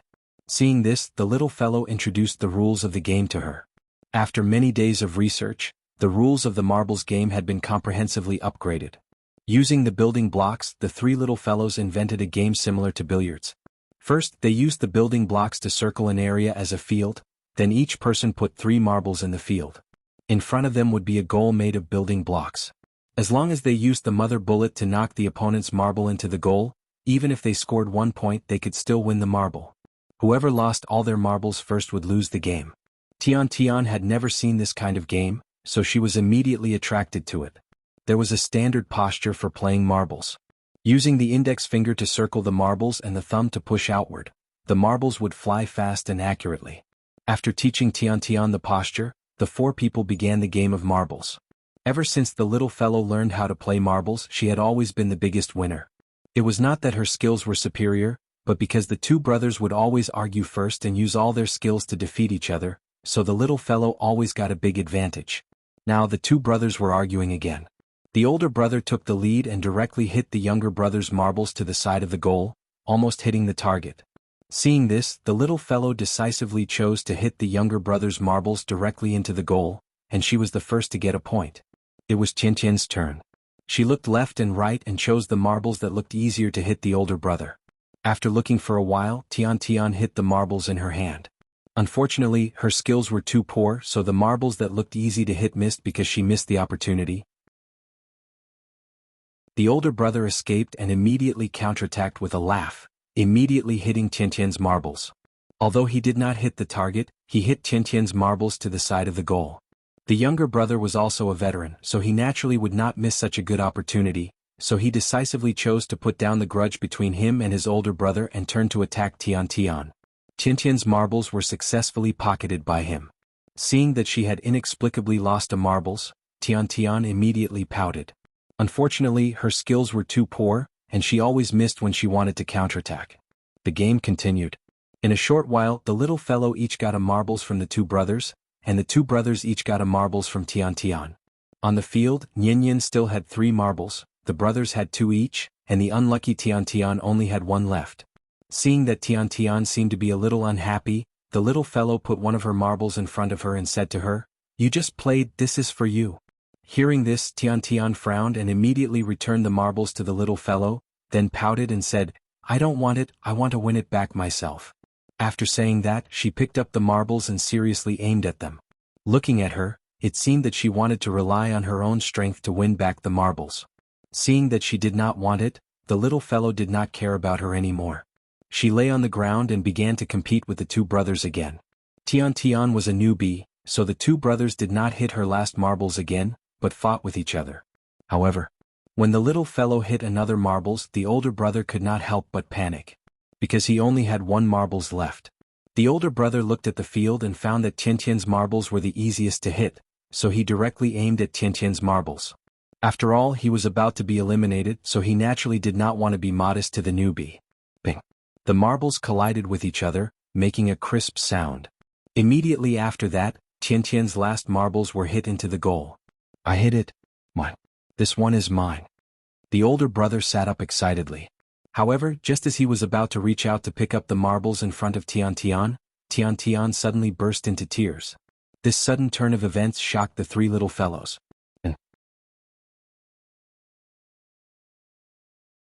Chapter 170. Tiantian's sudden cry shocked everyone. Just like the weather in June, one second the sun was shining brightly, and the next second a thunderstorm was brewing. It was really unpredictable and impossible to figure out. The older brother was also shocked. He quickly put the marble back in front of Tiantian and comforted her. Don't cry. I'll return the marble to you. However, Tiantian did not care at all. She continued to cry her heart out. The moment the woman heard her cry, she stood up from the card seat in a panic. She quickly walked over to the railing and saw Tiantian crying miserably on the cushion. Her expression changed and she rushed to Tiantian's side. Darling, what's wrong? Did they bully you? Don't cry. Tell Mommy. Mommy will help you. The woman pulled Tiantian into her arms and comforted her softly. When the older brother saw this, he immediately defended himself. We didn't bully her. The younger brother also echoed. We were playing a marble game just now. We didn't bully her. She was the one who cried all of a sudden. Although the brothers often bickered with each other, they were not careless at all when they needed to work together to deal with outsiders. Tiantian was crying miserably. When she saw the woman coming over, she immediately threw herself into her arms. The woman comforted her for a while. When she saw that Tiantian could not stop crying, she glared at the brothers fiercely. At this moment the little boy could not stand it anymore. He quickly explained, Auntie, we didn't bully Tiantian. We were playing a game. She was so angry that she cried when she lost. The woman's attitude made the brothers feel very wronged. After hearing Yin Yin's words, the older brother immediately pouted and muttered, That's right. She couldn't afford to lose. The younger brother felt that this matter had nothing to do with him, so he immediately made a face at Tiantian and laughed. That's right. Tiantian couldn't afford to lose. Shame, shame, shame. The younger brother's actions were not malicious. On the contrary, he had good intentions. This was because when they played games in the past, if one of them could not afford to lose and cried, everyone would use this method to stop him from crying and provoke the other party's competitive spirit. This was a common method of provocation between children. However, in the woman's eyes, this was a malicious provocation, so she immediately exploded. Whose child are you? Don't you have any manners? Didn't your parents teach you how to get along with other children? The woman pointed at the 2 brothers and scolded them. The elder brother was frightened. He sat on the cushion and didn't even dare to raise his head. But his younger brother was not happy. He straightened his neck and shouted at the woman, We didn't bully her. It was she who couldn't afford to lose. Can't afford to lose. The younger brother's expression was also extremely aggrieved. At this moment he was like little Hachi who would rather die than submit, vowing to fight the evil forces to the end. If he didn't, then he didn't. His honest brother would never take the blame for this kind of thing. This time, the woman was really infuriated by him. Because she was squatting in front of the 2 brothers, when she heard her brother's words, she immediately raised her right hand and slapped her brother's face. Her brother had never thought that this woman would hit him. But fortunately, this slap was stopped by Qin Ruoying in time. Qin Ruoying had just come over, but she stood aside and didn't say anything. Seeing that the woman was about to hit her brother, she naturally couldn't sit back and do nothing. They're still children. It's normal for children to have a little friction. As a parent, directly intervening will only cause a bigger conflict. After stopping the woman's slap, Qin Ruoying frowned and added, That's not good. It was inevitable that there would be friction between children. Which child hadn't fought when they were young? So when a parent faced this problem, it was best to follow the 3 no's principle. Don't be angry, don't intervene, and don't be afraid of being taken advantage of. This seemingly negative attitude was the most basic, simplest, and most effective way to cultivate healthy relationships between children. Children would be angry, but they would never hold a grudge.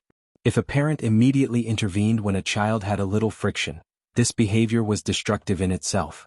It seemed like meticulous care, but in fact, it would deprive the child of the experience of real life, resulting in the child's lack of experience of setbacks. It would make their ability to resist pressure extremely poor, and their psychological endurance would also weaken. Just because Tian Tian cried, the woman directly judged that the two brothers had bullied Tian Tian. This simple and crude way of thinking would not help a child's growth at all. Instead, it would harm her. In name it was love, but in fact it was harm. When the two brothers saw Qin Ruoying coming, it was as if they had found a backer. The older brother immediately pursed his little mouth and cried as well. Tian Tian would cry and so would he. However, the younger brother still had the spirit of a man. He stared back at the angry woman without fear. We didn't bully Tian Tian. The younger brother kept muttering this sentence. This was the source of his courage. Grandpa always said that people should walk and stand upright. If they didn't bully Tian Tian, then they didn't. At this time the little girl also stood up. She tugged at the corner of Qin Ruoying's clothes across the fence, then pouted and muttered, "Mama, we really didn't bully Tian Tian. I'm a good girl." Qin Ruoying rubbed the little girl's head, then said to the two brothers, "You two apologize to Tian Tian." She didn't know what had happened, but looking at Tian Tian's aggrieved appearance, she guessed that a child wouldn't cry for no reason. So, it was obvious that these three little guys had made her cry for some reason. In this case, an apology was necessary. When the little girl heard her mother say so, she thought for a moment and said directly, "Tian Tian, I'm sorry. Don't cry." Then the older brother also stopped crying under the comfort of Qin Ruoying. Then he said with a little grievance, "I'm sorry." It was the younger brother's turn. When Qin Ruoying motioned for the younger brother to apologize to Tian Tian, the younger brother fell silent. He sat on the cushion, lowered his head, and no one knew what he was thinking. Qin Ruoying gently touched his head, motioning for him to calm down. But at this time the younger brother suddenly seemed to be provoked by something. He stood up and shouted, "We didn't bully her. Why should we apologize? I didn't do anything wrong. I won't apologize. I won't apologize." With that, the younger brother suddenly stood up from the cushion and rushed out of the children's park. Qin Ruoying wanted to stop him, but she didn't dare to use too much force, so he broke free at once. As he ran, the younger brother suddenly burst into tears. Because he really felt wronged, tears blurred his eyes, but the younger brother still found the right direction by feeling. He wanted to rush out of the tea house barefooted. At this time, a figure suddenly appeared at the door of the tea house, blocking the younger brother's way. Then the younger brother felt his body suddenly light as if he was flying. The younger brother quickly wiped the tears from the corners of his eyes, only to find that it was Qin Shi who had picked him up. "Let go of me." The younger brother shook left and right hard, wanting Qin Shi to put him down. Looking at the stubborn little thing in front of him, Qin Shi couldn't help laughing. Reaching out and pinching the younger brother's angry and aggrieved face, Qin Shi carried him back to the children's park. Chapter 171. Gulao was sitting in the booth with a smile. Although his grandson was so angry that he cried, he was not in a hurry at all. He seemed to want to see how Qin Shi would deal with this matter. The younger brother usually looked silly, but if he was really forced, this child's character would be very strong. The older brother was much more tactful than the younger brother, or rather he was more clever. So even if he felt wronged, he would choose to compromise in order to keep the peace. Although they were twins, they had completely different personalities. The younger brother's character was easy to be taken advantage of, but he was very likable. Others didn't know, but Qin Shi liked him very much. An honest young man was very much to his taste. Qin Ruoying didn't know what had happened just now, so she asked the three little guys to apologize to Tian Tian. Qin Shi was sitting far away and was still playing chess with Gulao. But with his 5 senses, how could he not know what was going on between these little fellows? It was all because of that woman's pampering that she raised a spoiled little princess. She had been surrounded by the whole world since she was a child. She would lose her temper if she was slightly neglected, not to mention that the two brothers had won 3 marbles from her. Although she was a newbie, she didn't have the awareness of a newbie. It was good to be competitive, but it was bad to have no self-awareness. She cried at the slightest thing and lost her temper at the slightest dissatisfaction. Even Yin Yin was not as delicate as her. Of course, Tian Tian couldn't be blamed for this. She could only blame her mother, who always held her in the palm of her hand. It was just a small matter, but she, as a parent, had to get involved. Suddenly, the nature of the whole thing changed. The younger brother was very reluctant to go. When he saw Qin Shi carrying him to the children's playground, he immediately became excited. "Let go of me. I want to go down. I want Grandpa." The younger brother struggled to twist his body, but Qin didn't pay attention to him at all. After carrying him to Qin Ruoying, he put him back on the cushion. The younger brother glanced at Tian and her mother and wanted to run away. But at this time, Qin grabbed him by the collar and dragged him back to the children's playground. After blocking the entrance of the children's amusement park and not letting his brother out, Qin asked Tian, who was hiding in the woman's arms, Tian, did they bully you? Tian had already stopped crying. Her teary eyes really looked like she had suffered a great grievance. After hearing Qin's words, Tian didn't answer. Instead, she turned around and leaned into the woman's arms. Tian, answer me. Did they bully you? Qin asked again. However, Tian still didn't say anything. Instead, she leaned on the woman's shoulder and didn't even turn her head. The woman felt her body tremble slightly and thought that she was frightened, so she immediately frowned and said to Qin, "What are you doing? Can't you see that the child is still crying?" Qin ignored the ignorant woman and continued to ask, Tian, if they bullied you just now, just nod and I will beat their butts now. Okay. Hearing this, the woman's expression softened. She felt that Qin's attitude was very good, so she said to Tian, tell mommy, did they bully you? Don't be afraid, mommy will protect you. Tian still didn't answer. But at this time the little girl couldn't stand it anymore. She stood up from the climbing mat, pointed at Tian and said loudly, Papa, we didn't bully her. No. Now, not only did her brother feel wronged, but even the little girl felt a little wronged. Like her brother, she didn't understand why the adults didn't believe them. With Qin Ruoying's understanding of Qin, she understood something after thinking for a while. She knew that Qin must have a deep meaning, so she quickly hugged the little girl across the fence and whispered to her, Yin, don't worry, listen to what Daddy has to say. The little girl was angry and pouted unhappily. Qin didn't know why, but he kept asking Tian, did they bully you? There seemed to be a magic in his voice. After repeating this over and over again, Tian finally couldn't hold it in any longer and burst into tears again. Then she cried and sobbed in a low voice, They didn't bully me. Louder, I didn't hear you clearly. Qin's voice was a little harsh. At this moment, Tian finally raised her head to look at him, and then cried out with a sobbing tone, No. They didn't bully me. Hearing this answer, Qin couldn't help but nod in satisfaction. It was good that she could answer honestly, which meant that the child could still be saved. However, after hearing Tian's sobbing voice, the woman couldn't take it anymore. Thus, she immediately stood up from the ground and pointed at Qin angrily, You have to threaten such a young child, are you still human?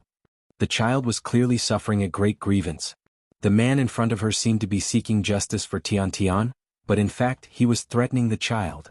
There were only the mother and daughter here, and under his repeated questioning, the child was clearly frightened, so she didn't dare to say that she was bullied. The woman was very angry. However, Qin was amused by her strange logic. I threatened her? Didn't you hear what she said? If you didn't threaten her, would she say that? No wonder your child bullied others. As parents, you're not human. At this moment, Qin felt like 10,000 alpacas were running through him. The child could still be saved, but as a mother she couldn't be saved. At this time, Qin Ruoying seemed to want to say something, but Qin stopped her in time. He was not a saint and he had his own temper. The woman in front of him had broken through the limit and was purely pestering him. Since she was being unreasonable, Qin naturally wouldn't be polite to her. Get lost, you're not welcome here. Hearing this, the woman couldn't help but be stunned. Then she laughed angrily, pointed at Qin and shouted, You told me to get lost? Good, very good, very good. Because she was so angry, the woman's face was flushed red, and her body was trembling slightly. After looking at Qin deeply, she casually wiped the tears on Tian's face. Then she picked up Tian and walked out of the children's playground angrily. Hey, Tian's shoes are here. Qin pointed at Tian's shoes kindly. However, to the woman it sounded like mockery. So, the woman finally couldn't help but say fiercely, Just you wait. After saying that, she rushed out of the tea house with Tian without even taking her shoes. After seeing Tian and her mother leave, the unhappiness on the little girl's face turned into anxiety. After hesitating for a moment, she walked to Qin's side, tugged at Qin's clothes and said timidly, Papa, I'm sorry. When the younger brother saw this, he immediately came to Qin's side and said in a low voice, Uncle, I'm sorry. The older brother was a little confused, but he immediately stood up from the ground and said, Uncle, I'm sorry. The couple couldn't help but look at each other and laugh. Qin Shi reached out to touch the heads of the three little girls and said to them solemnly, "You didn't do anything wrong. But you have to remember in the future, don't be like Tian Tian who doesn't dare to admit her mistakes, because she will not only harm herself but also others. Do you understand?" "Yes."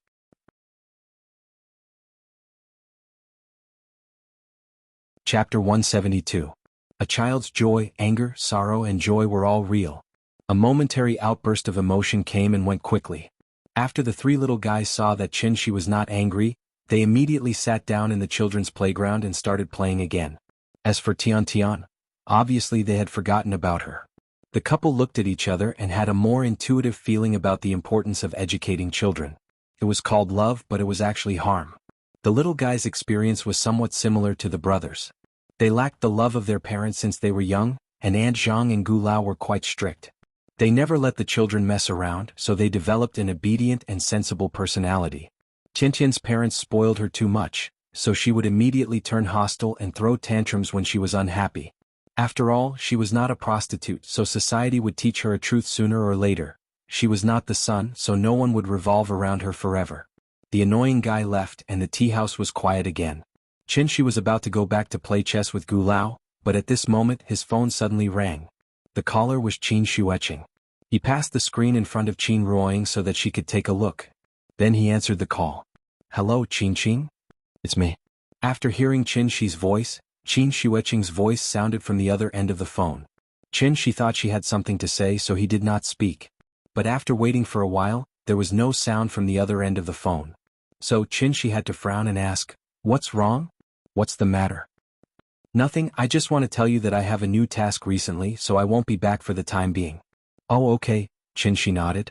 Just as she was about to say something, the phone rang with a beep-beep sound from the other end of the line. Qin Xueqing hung up the phone. Qin Shi felt that she was a bit inexplicable. After putting away the phone, he turned to Qin Ruoying and said, "Qin Qing said that she's very busy recently, so she won't be back for the time being." And? That's all. That's really her character." Seeing Qin Shi's helpless look, Qin Ruoying couldn't help but smile. Meanwhile, after Qin Xueqing hung up the phone, she looked down at the satellite photos in her hand. This was a sub-meter-level high-resolution satellite image, and the first photo was of the Meimen ruins. At this moment, Meimen was like a giant crater that had been smashed by a meteorite. Everything around it had been reduced to nothingness. The explosion was comparable to a magnitude 4 earthquake. The moment the explosion occurred, it had already shocked the entire world. Qin Shi would automatically shield his whereabouts when he was flying, so there was no way for the satellite to capture his figure. But that didn't stop them from investigating. Thanks to Qin Shi, Qin Xueqing was now famous. As long as it was a member of the Martial Arts Alliance, there was almost no one who did not recognize this beautiful woman with a broken arm. She was Xian Nu, and Xian Nu's wish was to become a Wu Dao Grand Master. Therefore, under the careful cultivation of the village, Qin Xueqing's martial arts cultivation had advanced by leaps and bounds. 2 years ago she had already reached the peak of transforming strength, but because she had been unable to break through, Qin Xueqing chose to join the Wu Lian, trying to find a breakthrough through actual combat and step into the gang realm in one fell swoop.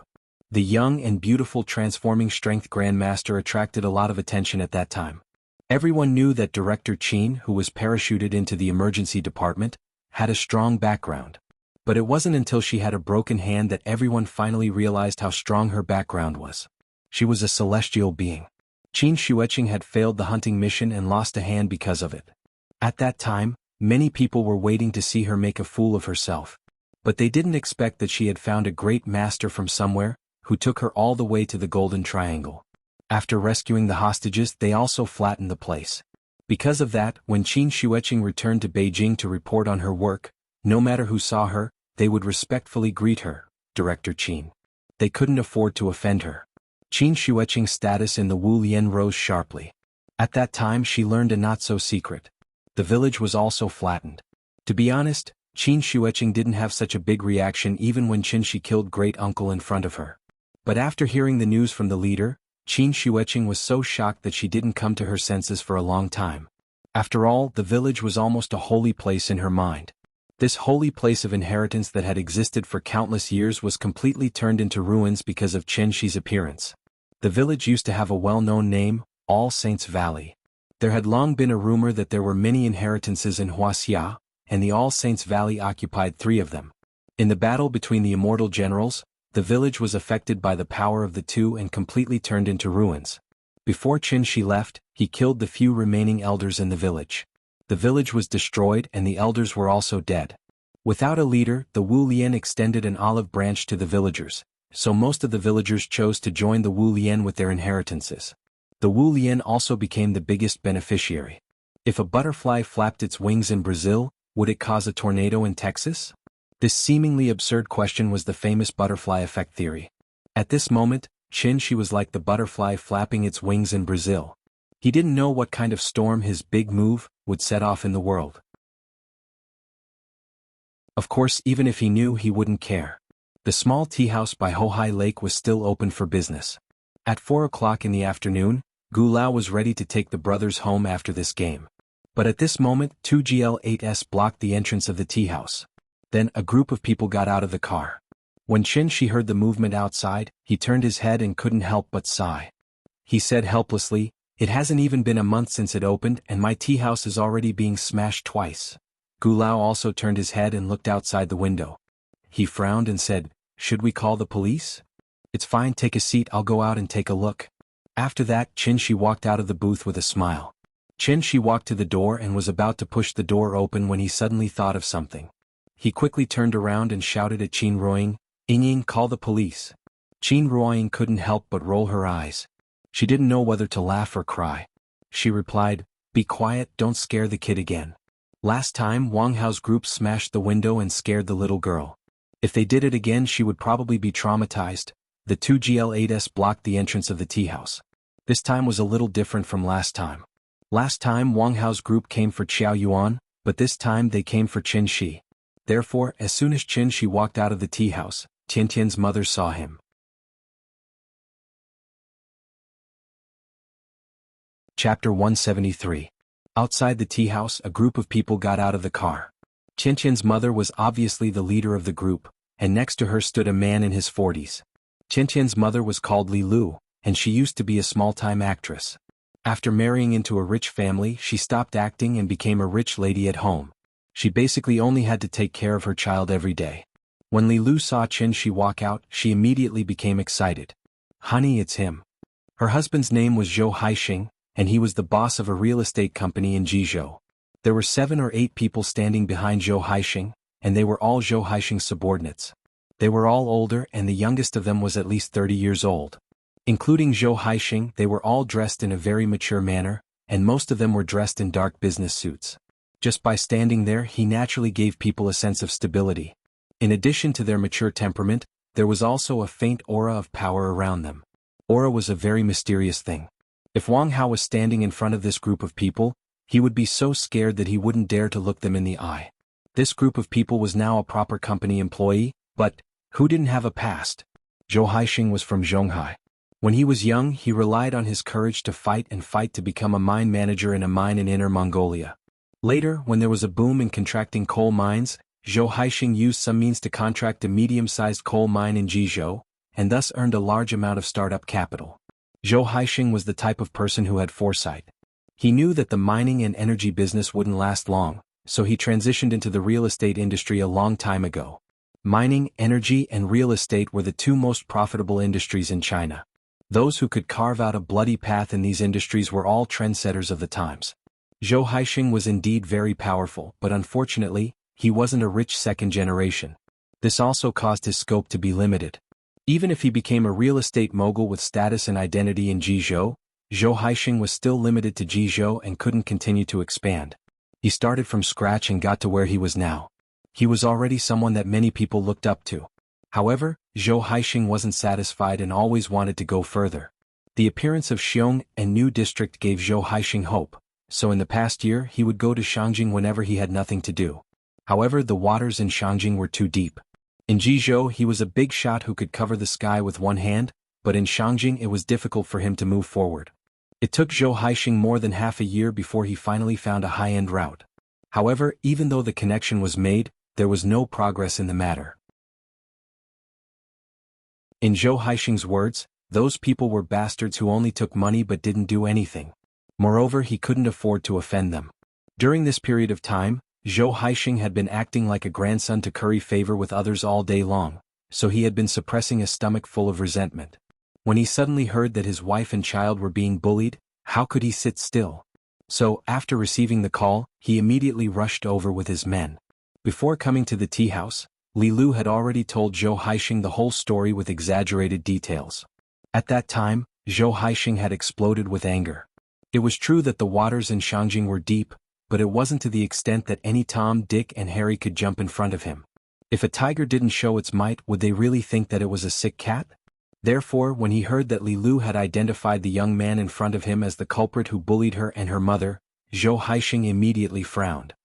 He looked at Qin Shi from head to toe, then glanced at the small tea house. Although Sizhou City was big, one of the families by the sea might be related to a big shot. After all, Zhou Haixing was a fierce dragon crossing the river, so he was very cautious in his actions. Therefore, after pondering for a while, he turned around and pulled Li Lu into the GL8. Li Lu was pushed into the car by Zhou Haixing in a daze. When she came back to her senses, she struggled to get down. "What are you doing?" "I was bullied." "Aren't you going to stand up for me?" "Shut up. Sit here and don't move." Zhou Haixing was already in a bad mood. When he saw that this woman was being so insensible, he was instantly furious. He pushed Li Lu back to her seat, then turned around and said to the people outside the car, "Just a simple lesson, a small punishment, a big warning." After saying that, he pulled the car door shut. This group of people had been with him since the days of the mine. They were able to survive from that era, so naturally, they were the number one figures who had been through a lot. What Zhou Haixing meant by a simple lesson was actually not to cripple them. After all, this was Shangjing. It would be fine if they stayed in the hospital for a month or so. These people were different from Wang Hao and the group of young people who only knew how to make a fuss. After hearing Zhou Haixing's words, a trace of ferocity flashed across their eyes. Without any pleasantries, the man standing closest to them directly rushed toward Qin Shi. He wanted to grab Qin Shi, but he did not expect that Qin Shi would grab his wrist first. Qin Shi glanced at him and then twisted his wrist. The man immediately let out a scream. His left hand was dislocated by Qin Shi just like that. To be honest, compared to using violence, Qin Shi preferred to reason with people. Unfortunately, they did not like to reason. However, since they chose to fight, Qin Shi did not hold back. When the man next to him saw that his brother was at a disadvantage, he immediately took out a switchblade from his waist. However, before the switchblade in his hand could stab over, Qin Shi had already slapped him in the face. He immediately fell to the ground and lay motionless on the ground. No one knew if he was dead or alive. "He's a martial artist. He's a martial artist." The remaining few people were scared out of their wits. They watched as Qin Shi walked straight to the GL8 as if he was going to look for Zhou Haixing. Therefore, after hesitating for a moment, they still rushed up like a swarm of bees. Just like Yao Ming in kindergarten, he could casually slap a group of children. Qin Shi also felt that it was pointless. After one slap, the remaining few people fell to the ground and cried out in pain. This time he used his true essence, so these people did not even know how they fell. Zhou Haixing was still talking to Li Lu in the car. Suddenly, someone knocked on the car window. He turned his head and saw the young man smiling at him through the car window. Zhou Haixing instinctively wanted to lock the car door. However, at this time the car door was directly pulled open by Qin Shi. Then, a strong force came and immediately pulled Zhou Haixing out of the car and threw him directly to the ground. This unforeseen event came too suddenly. It was not until Zhou Haixing lay on the cold ground and looked at his men on the ground that he suddenly realized he had kicked an iron plate. Qin Shi ignored Li Lu, who was screaming in the car. After throwing Zhou Haixing to the ground, he stood directly next to Zhou Haixing and looked down at him condescendingly. However, just as Qin Shi was about to talk to this pair of naughty parents about how to raise their children, he suddenly noticed that someone had secretly approached the tea house. It was not an ordinary person who happened to be passing by, but a martial arts expert who was good at holding his breath.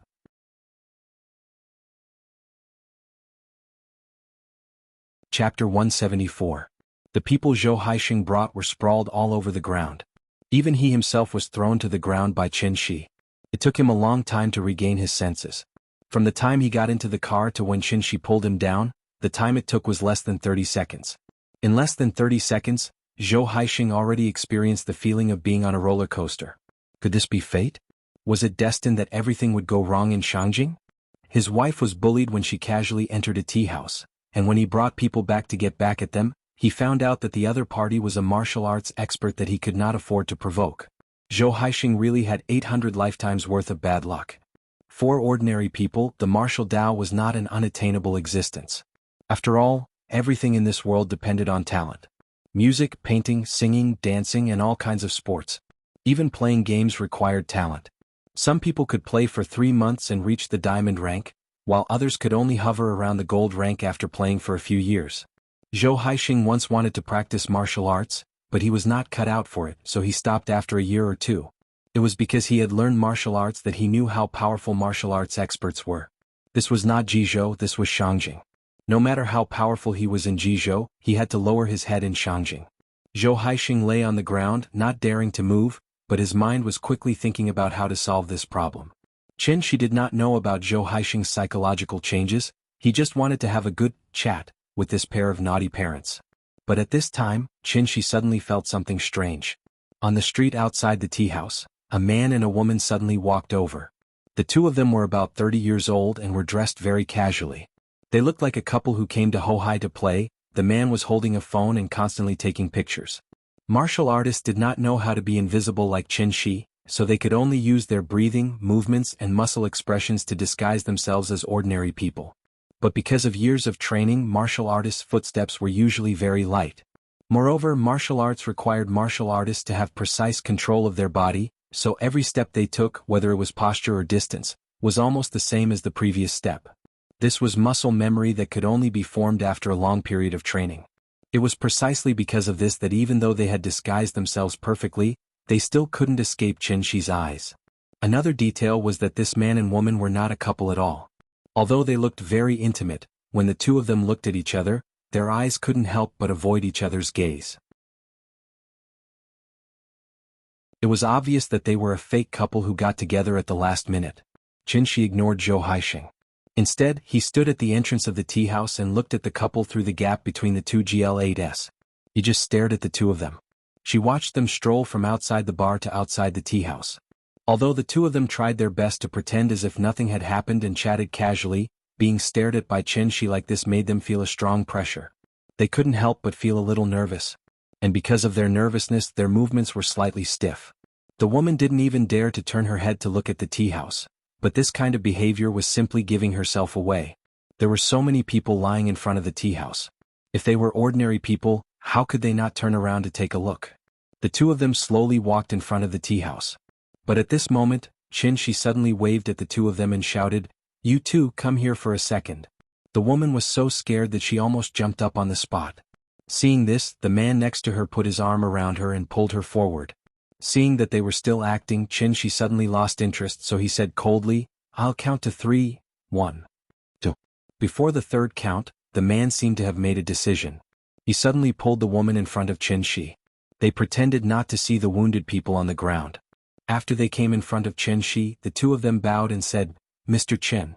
Seeing that the two of them were no longer acting, Qin couldn't help but nod in satisfaction. He asked, "Did the Wu Lian send you?" "Yes, Mr. Qin, we belong to the Wu Lian inspection office. This is my ID." The man didn't dare to look up. As he spoke, he took out an ID from his pocket and respectfully handed it to Qin. Qin thought for a moment, then asked thoughtfully, "How many days have you been here?" 3 days. Hearing this answer, Qin couldn't help but shake his head and laugh. After his divine sense was damaged, he could only rely on his 5 senses to detect the movements around him. If it weren't for the fact that the tea house was smashed today, he probably wouldn't have been able to find the two of them. Being watched was always a bad experience, so Qin thought for a moment, then frowned and asked, "Why are you watching me?" The man was silent. Seeing this, the woman couldn't help but nervously tug at the corner of his shirt. After the two of them quietly looked at each other, the man gritted his teeth and explained, "In Wuxia, all people above the master stage will be followed and observed by the inspector's office. Please forgive us for any inconvenience caused to you." "Oh? Wu Lian has such a rule?" "What? Are you afraid that martial arts masters will cause trouble everywhere?" Qin asked casually. The man didn't answer Qin's question, but lowered his head and repeated, "We're just following orders. Please forgive us for the inconvenience." The two of them obviously knew Qin's strength. So even if Qin didn't show any malice to them, they still felt a great deal of pressure. These two people were just small fries following orders, so Qin didn't intend to make things difficult for them. After understanding the situation, Qin said casually, "Okay, I got it. You can go." If he remembered correctly, his sister-in-law seemed to have a certain level in the Wu Lian. It seemed that he would have to call her later to ask. In fact, there was no need to ask at all. He could understand the Wu Lian's intention with just a little thought. Zongnanhai was not far to the south of Hohai. What if Qin couldn't figure it out and went to Zongnanhai to have a go? If something really went wrong, no one would be able to bear the responsibility. Therefore, it was imperative to supervise the operation. To be honest, the Wu Lian didn't try to arrest Qin, which was actually very polite. After hearing that they could leave, the two of them immediately breathed a sigh of relief. The woman turned to leave. But at this time, the man looked down at Zhou Haixing on the ground and asked, "Mr. Qin, do you need us to deal with it?" Zhou Haixing was not a young man who hadn't seen the world.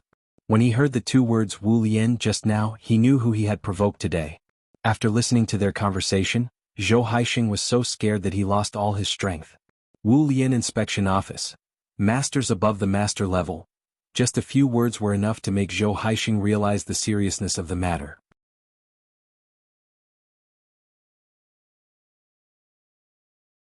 Chapter 175. For the sake of peace and quiet, Qin thought for a moment, and then let the two people from the inspector's office take away the unlucky Zhou Haixing.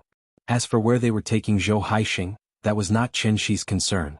He only hoped that this setback would give the naughty parents a different understanding of life, so that they could lead Tian, who had almost gone astray, back to the right track.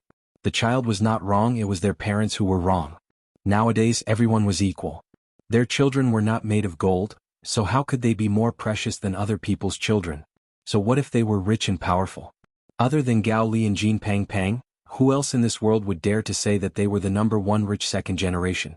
Even Yin was not as delicate as Tian. Thinking of this, Qin could not help but feel a strong sense of pride from the bottom of his heart. Looking at other people's children and then looking at his own, it was true that there was no harm without comparison. When Qin returned to the tea house, Gu Lao immediately asked with a smile, "Have you practiced martial arts?" The old man had already seen what happened through the glass, so he asked this question. "A little bit, but I'm still considered a beginner." Qin replied with a smile, not intending to hide it. Hearing this, Gu Lao pointed at him and laughed as if he was joking. "You are so open-minded." You're flattering me, I can't accept this evaluation." The two of them could be considered friends despite the difference in age, so they would often joke around casually. When Qin sat back in the booth and finished the unfinished game, Gu Lao was ready to leave with the two brothers. Before leaving, Gu Lao took out another 20 yuan. But under Qin's strong opposition, Gu Lao finally took back the 20 yuan. He and Qin did not lack the 20 yuan. It was only a cup of tea, so it was a bit strange to do this every day. "Okay, let's make it clear in the future, you can't say that this old man is shameless, coming here to drink tea all day. How could that be? You're too polite." After exchanging a few pleasantries with Qin, Gu Lao told the two brothers to leave. The three little fellows had already gotten used to this rhythm. Therefore, when the two brothers heard Gu Lao's call, the elder brother pouted and said to the little girl, "Sister, I'll come and play with you tomorrow." The younger brother quickly added, "Me too." "Me too." "All right." Looking at the two brothers who were about to leave, the little guy nodded heavily, his face full of reluctance. After changing their shoes, the two brothers ran to Gu Lao's side. Before they left, they didn't forget to turn back and wave at the little girl. "Goodbye, little sister." "Goodbye." The winter in Shangjing was already cold and it was still winter, so there were fewer and fewer guests. As soon as the two brothers left, the tea house immediately became deserted without the children's laughter. The little girl played alone in the children's playground for a while, but because she didn't have the company of the two brothers, she pouted and ran out after playing for a while. When Qin saw her expression, he knew that she was a little depressed because there was no one to play with her. Therefore, Qin picked up the little girl from the ground and threw her directly into the sky. His actions were too sudden, giving the little fellow a big fright. But when the little girl came back to her senses, she started to giggle. "Is it fun?" "It's fun. It's fun." "Okay, then let's do it 2 more times." Qin Roying sat behind the bar and watched them play for a while, then asked with a smile, "It looks like there won't be any business. Do you want to close and go home?" Before Qin could answer, the little girl who was still flying in the air immediately turned her head and shouted, "Go home! Go home!" Qin caught the little girl, kissed her on the face and laughed. Okay, let's go home. The tea house was closed. But before leaving, Qin did not forget to set up a simple illusion array around. The trip to the Golden Triangle had completely exposed him. It was estimated that the Wulian people would peep at him with binoculars all day long. Although he didn't care, he didn't like to be peeped at. This incident also reminded Qin that no matter where he went in the future, he had to hold his breath. Life finally returned to peace. Fame and fortune in life, but after death, they could only turn into a handful of yellow soil. Knowing how to live and learning to enjoy the happiness flowing in the plain life was the true meaning of life. What was happiness? Happiness was when cats eat fish, dogs eat meat, and Ultraman beat up small monsters. It seemed to be a simple and easy truth, but few people could really understand the essence of it. Another 2 days passed. Qin Xueqing still didn't come back. No one knew what she was busy with during this time. On this day it was a rare sunny day. The bright sun made people unable to look directly at it. Under the reflection of the snow, the sun seemed to be a little brighter, illuminating the world and sweeping away the previous hazy darkness. The surface of Hohai Lake was sparkling. Standing under the sun, one couldn't help but feel a lot more relaxed. The weather was so good that Gu Lao brought the two brothers to the tea house early in the morning. However, he didn't come to play chess today. He had something to ask of Qin. Gu Lao went on a long trip today and would only come back tomorrow. At this time in the past, Gu Lao would either bring the two brothers or send them to their mother. Now that he knew Qin, he naturally didn't have to go through so much trouble. Because the two brothers had to stay with Qin for a night, Gu Lao offered to give Qin 200 yuan for living expenses, but Qin decisively refused. It was okay to foster children, but giving money would be looking down on him. After several rejections, Gu Lao didn't insist anymore. He simply said a few words to the two brothers and then left in a hurry. Grandpa was going to leave them for a day, but there was no disappointment on the faces of the two brothers. Instead, there was excitement. In this regard, they were completely different from the little guy. Perhaps this was also an advantage brought by twins. The brothers' independence was obviously much stronger than the little guy. If Aunt Zhang wanted to foster the little guy to someone else for a night, the little guy's eyes would probably be swollen from crying. Today's weather was good. The three little guys stayed in the children's playground for a while. The older brother proposed to have a snowball fight outside. The little guy had already built a snowman, but he had never had a snowball fight.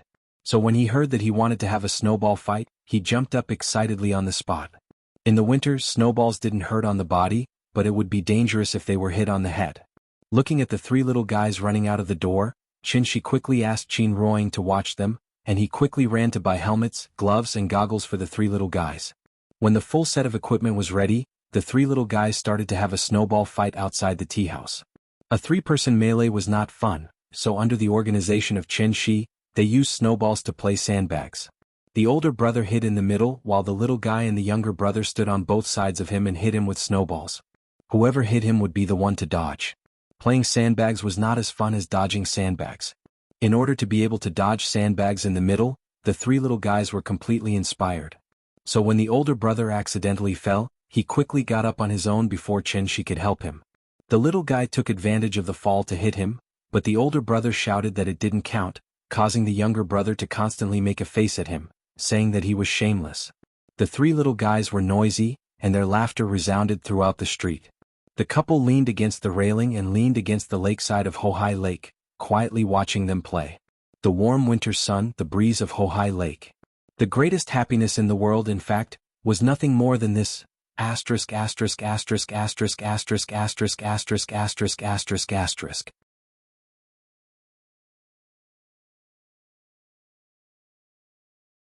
Chapter 176. Today's weather was really good, causing the tea house to have a few tables of guests for the first time. Even though the sun was out, the temperature should only be 3 or 4 degrees. The three little guys had been jumping around the whole morning. They were already tired and sweating profusely and gasping for breath.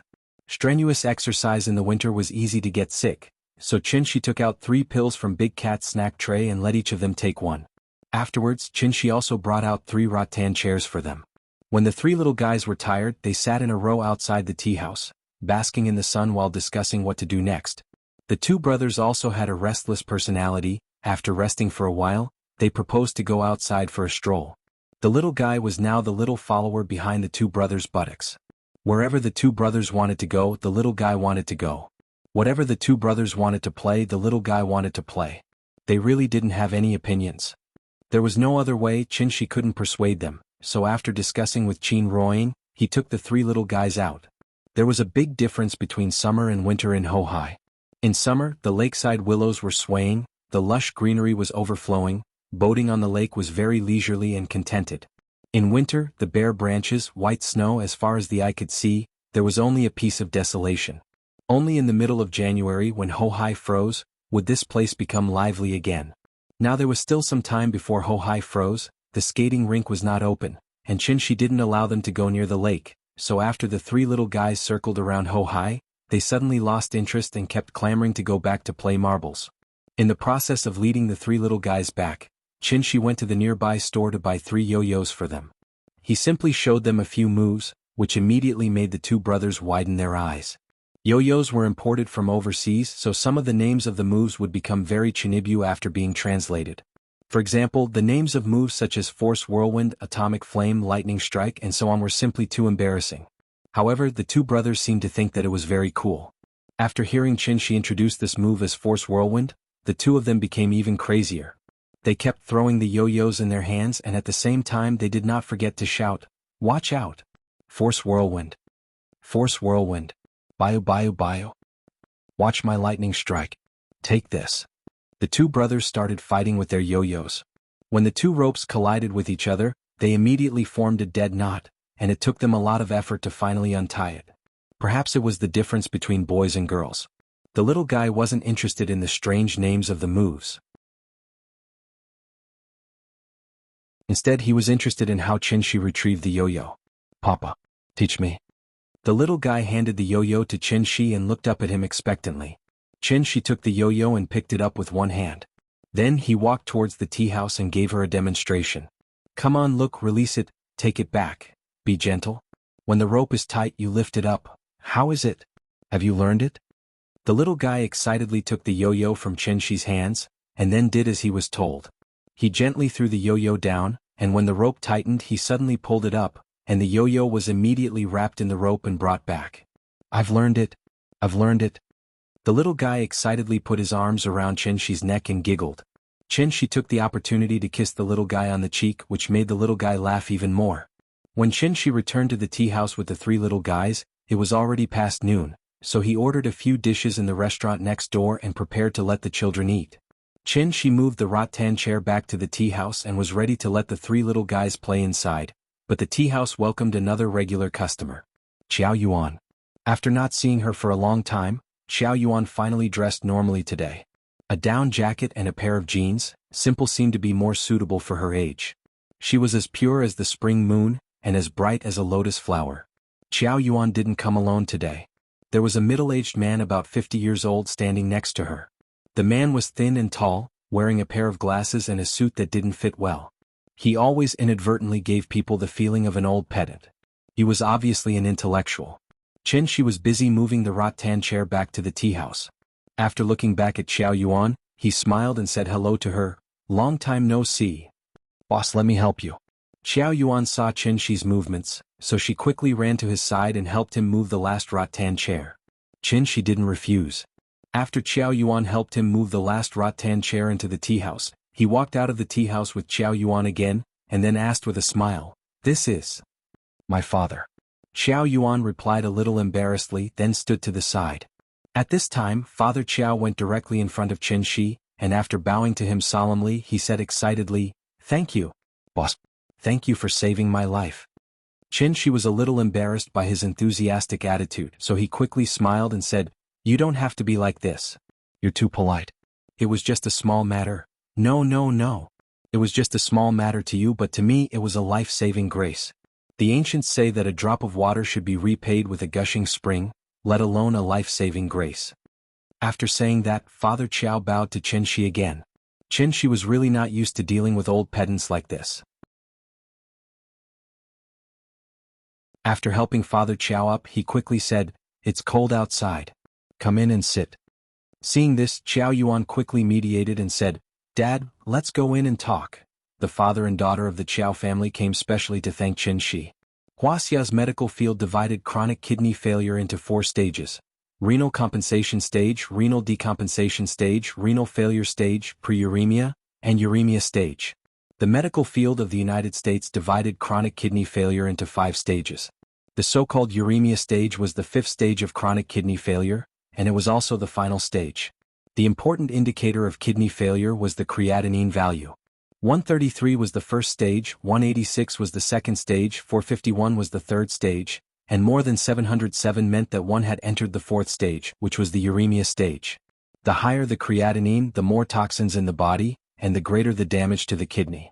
When the creatinine value exceeded 500, one could begin to consider dialysis. The purpose of dialysis was to reduce the creatinine value. Human organ failure itself was an irreversible phenomenon. If it could be reversed, the person could live a long life. Therefore, there was no other treatment for uremia except for dialysis and kidney transplant. After every dialysis, the creatinine value in the patient's body would decrease. However, it would not be long before the creatinine value continued to rise because the patient's kidney function had been necrotic. If the organ was necrotic, it would take a miracle to recover. However, what everyone did not expect was, a miracle really happened. Qin casually gave a pill. After Father Chiao took it, his blood creatinine value began to decrease. Now it had dropped to 480 from the 4th stage to the 3rd stage. This kind of reversal was almost impossible. This meant that Father Chiao's kidney function had begun to recover and perform the function of detoxification again, causing the creatinine value to continue to decrease. According to this progress, it would not be long before he recovered. Father Chiao's case shocked the entire Wuxia's medical field. After the hospital confirmed that Father Chiao's condition had indeed improved, Father Chiao refused to cooperate with the hospital's investigation and secretly went straight to Beijing with Qiao Yuan.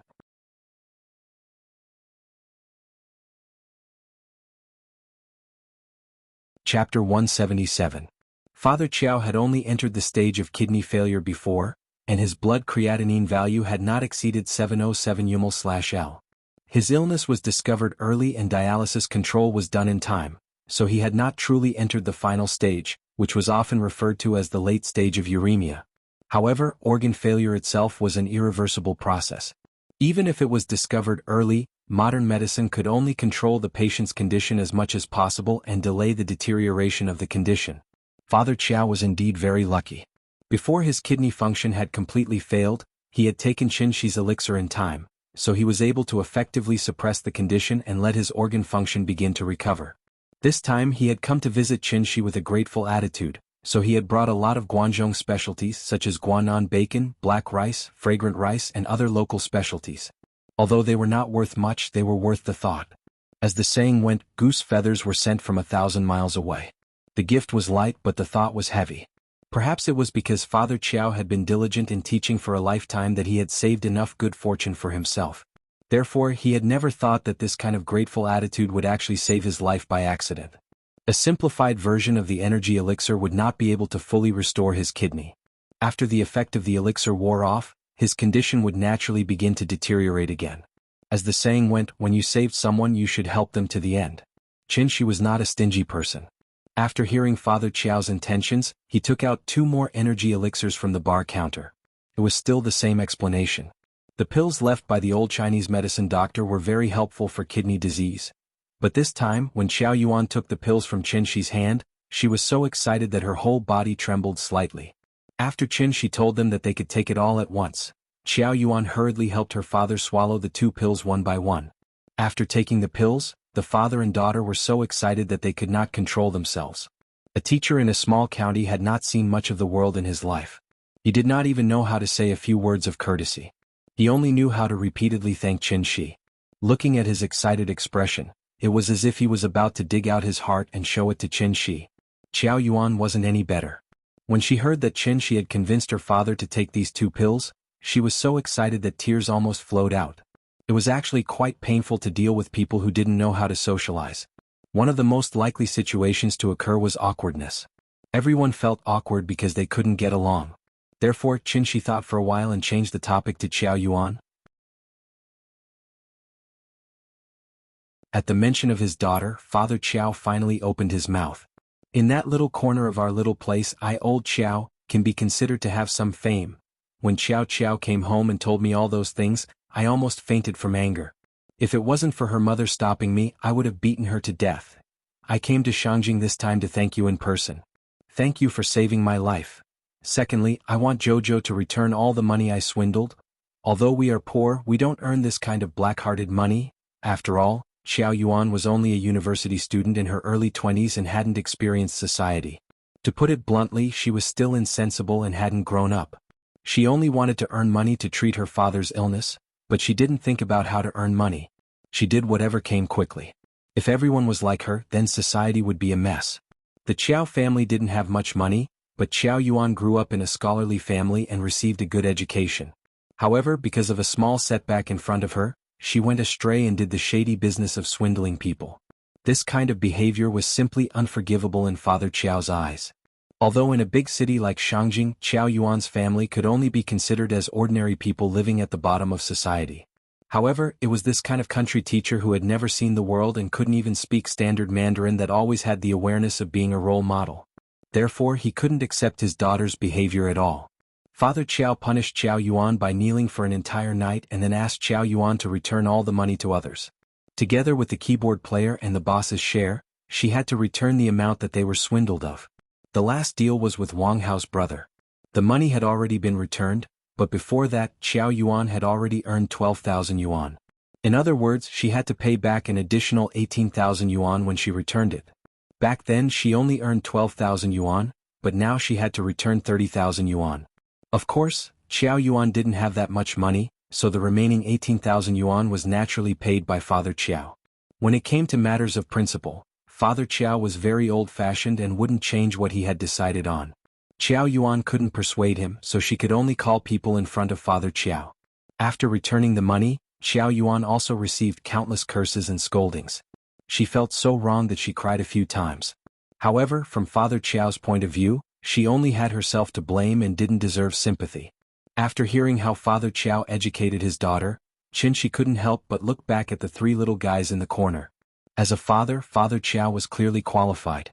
When the children went down the wrong path as a parent, he naturally had to pull them back. A teacher in a small county who had taught for a lifetime might seem mediocre to others, but at least when it came to educating children, Father Qiao was absolutely successful. The two didn't chat for long before the restaurant next door delivered the food that Qin had just ordered. Qin warmly invited the father and daughter of the Qiao family to stay for a meal, but Father Qiao was unwilling.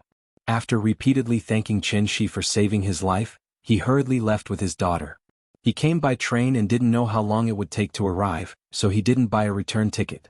He should still be able to make it if he rushed to buy a ticket now. From Guangzhou to Shangjing, it would only take 5 or 6 hours. This way he could still save on today's accommodation fee. The father and daughter of the Qiao family came in a hurry and left in a hurry. However, Father Qiao's appearance brought a lot of inspiration to Qin. From this, it could be seen that educating children was a long and arduous task. As a parent, it wasn't enough to just raise a child. The tea house continued to operate. The winter sun was very short. Before 4 o'clock, it was gloomy outside again. The three little guys were tired from playing today, so they seemed a little listless all afternoon. Drowsiness was contagious. After the little guy fell asleep on the climbing mat, the two brothers also lay down next to her and fell asleep. It wasn't until they were about to close that Qin Ruoying woke them up. The two brothers first rubbed their eyes.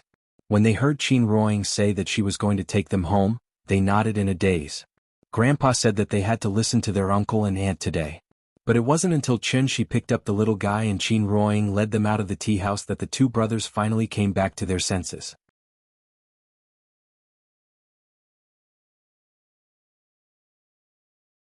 Chapter 178. At 4 o'clock in the afternoon, the family of 3 brought their 2 followers back to the Sihiyuan.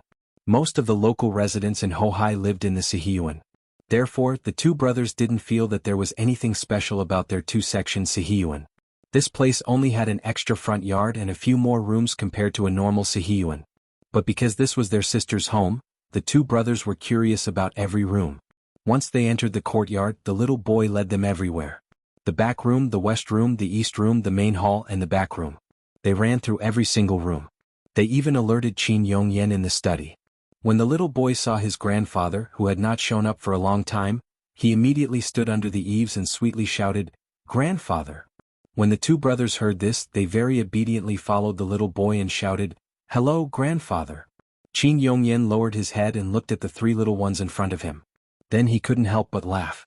Using his hand to pat their heads, Qin Yongyan smiled and said, "Good boys, you guys go play." Okay. The little boy nodded and led the two brothers into the main hall. She was still a little unfamiliar with her grandfather. If it was Aunt Zhang, the little boy would have already run over to her and asked for a hug. Looking at the three little guys running away in front of him, the smile on Qin Yongyan's face didn't disappear for a moment. He looked to be in his 40s, but in reality Qin Yongyan's real age was even older than Aunt Zhang. At 30, no doubts; at 40, knowing destiny; at 50, ear docile; at 60, and senile; at 70. The so-called ear docile didn't mean that one's ears were sharp, but it meant that one could listen to unpleasant words. It didn't matter if one was cursed or scolded. Nothing could go against one's heart. At this age, one had basically seen through life and seen through fame and fortune. Perhaps it was because of his state of mind. Qin Yongyan's recent cultivation progress could be said to be very fast. He was almost at the late stage of qi refinement. As his cultivation progressed, Qin Yongyan became more aware of Qin Shi's power. His son-in-law was so powerful that his father-in-law couldn't even raise his head in front of him. But it was also because of this that his daughter was living a happy life now. Qin Ruoying didn't even dare to imagine such a life. Even he felt like he was living in a dream. Thinking of this, Qin Yongyan could not help but shake his head and return to the study. After the three little fellows walked around the entire courtyard, they finally returned to the front of the main hall. Because they wanted to have a good game of hide and seek. Rock, scissors, paper. Rock, scissors, paper. After 3 draws, the little fellow and her brother used scissors, while her brother used paper. After realizing that he had lost, the elder brother stomped his feet in anger. However, he was willing to accept his loss. Although he was a little unwilling, he still obediently leaned on the table and counted loudly. The little fellow and her brother turned around and ran out of the main hall. The younger brother was still a little unfamiliar with the road, so he followed the little fellow with his head down and ran towards the west wing. Seeing this, the little fellow could not help but become anxious. She did not dare to speak, so she could only push her brother to the opposite east wing. After her brother turned around and ran to the east wing in a panic, the little fellow slipped into the wardrobe in the west wing. This was her favorite place to hide because there were a lot of clothes in the wardrobe, so it was very warm to squeeze in there. The elder brother's countdown soon ended. When he walked out of the main hall, the entire courtyard quieted down.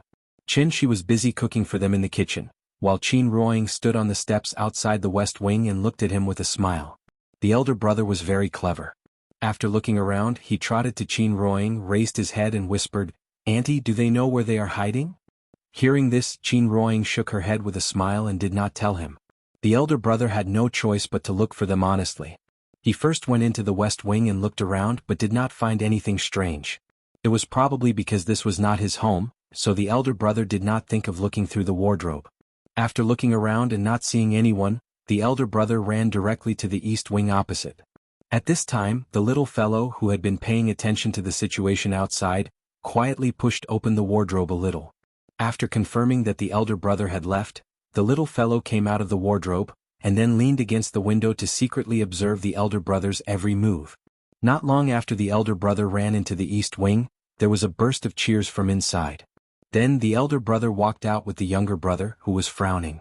Perhaps wanting to end this game quickly, after the elder brother looked around the main hall, the younger brother pointed to the west wing quietly. Seeing this, the elder brother immediately rushed into the west wing with a laugh. The little fellow was leaning against the window, laughing secretly. When she saw the elder brother rushing to the west wing, she was suddenly shocked. She wanted to crawl back into the wardrobe, but it was too late, so she was caught red-handed by the elder brother, who rushed over. "Found you. I found you." The elder brother's proud laughter sounded in the courtyard. Hide-and-seek was indeed a very fun game. As long as the venue was suitable, it could be played for a long time. The 3 little guys played several games in a row until Qin Shi finished cooking dinner. They reluctantly returned to the west wing under the husband and wife's greeting. After dinner, the sky was already dark. Qin Ruoying did not allow them to go out and run around, so the 3 little guys sat on the bed and watched cartoons. The elder brother wanted to watch Pigman, the younger brother wanted to watch Boonie Bears, and the little fellow wanted to watch SpongeBob SquarePants. The three little guys had different opinions and immediately quarreled over the control of the remote control. Seeing this, Qin had to suppress them. He took the remote control and let them order frozen. The little fellow had already seen it once, but she still enjoyed watching it the second time. It was the brothers' first time watching it, so they were immediately fascinated by the beautiful magic world inside. There was a kissing scene in Frozen. When the elder brother saw Anna and Christopher hugging and kissing, the elder brother followed suit and turned his head to kiss the little fellow. But just as his mouth was about to kiss the little fellow, the elder brother regrettably found that there seemed to be an air wall between him and Yin Yin. No matter how hard he tried, there was no way he could get closer. The elder brother's movements were very fast. After being stopped by Qin Ruoying noticed that something was wrong. When she saw the elder brother's embarrassed look as he tried to kiss the little fellow, she could not help but secretly laugh. At this time, the little fellow also noticed that something was wrong with her brother. Just as she turned her head, she was shocked by her brother's pig-like appearance, so she patted his forehead with her hand and muttered, "What are you doing?" The elder brother awkwardly retracted his head and then hid under the blanket, not daring to show his head. The husband and wife looked at each other and could not help but shake their heads and laugh. 4 or 5-year-old children did not have so many dirty thoughts. Their behavior was learned from the things around them, so Qin did not blame him. However, it was because of the elder brother's sudden action that they completely lost the opportunity to sleep with the little fellow. After watching the cartoon, the two brothers were carried by Qin, one in each hand, and directly led them to the east wing. Tonight, the little fellow slept with Qin Ruoying, and the two brothers slept with him. The two brothers cried and made a fuss, shouting that they wanted to sleep with their sister. But Qin did not pay attention to them at all, as if he did not hear them. They wanted to take advantage of his daughter.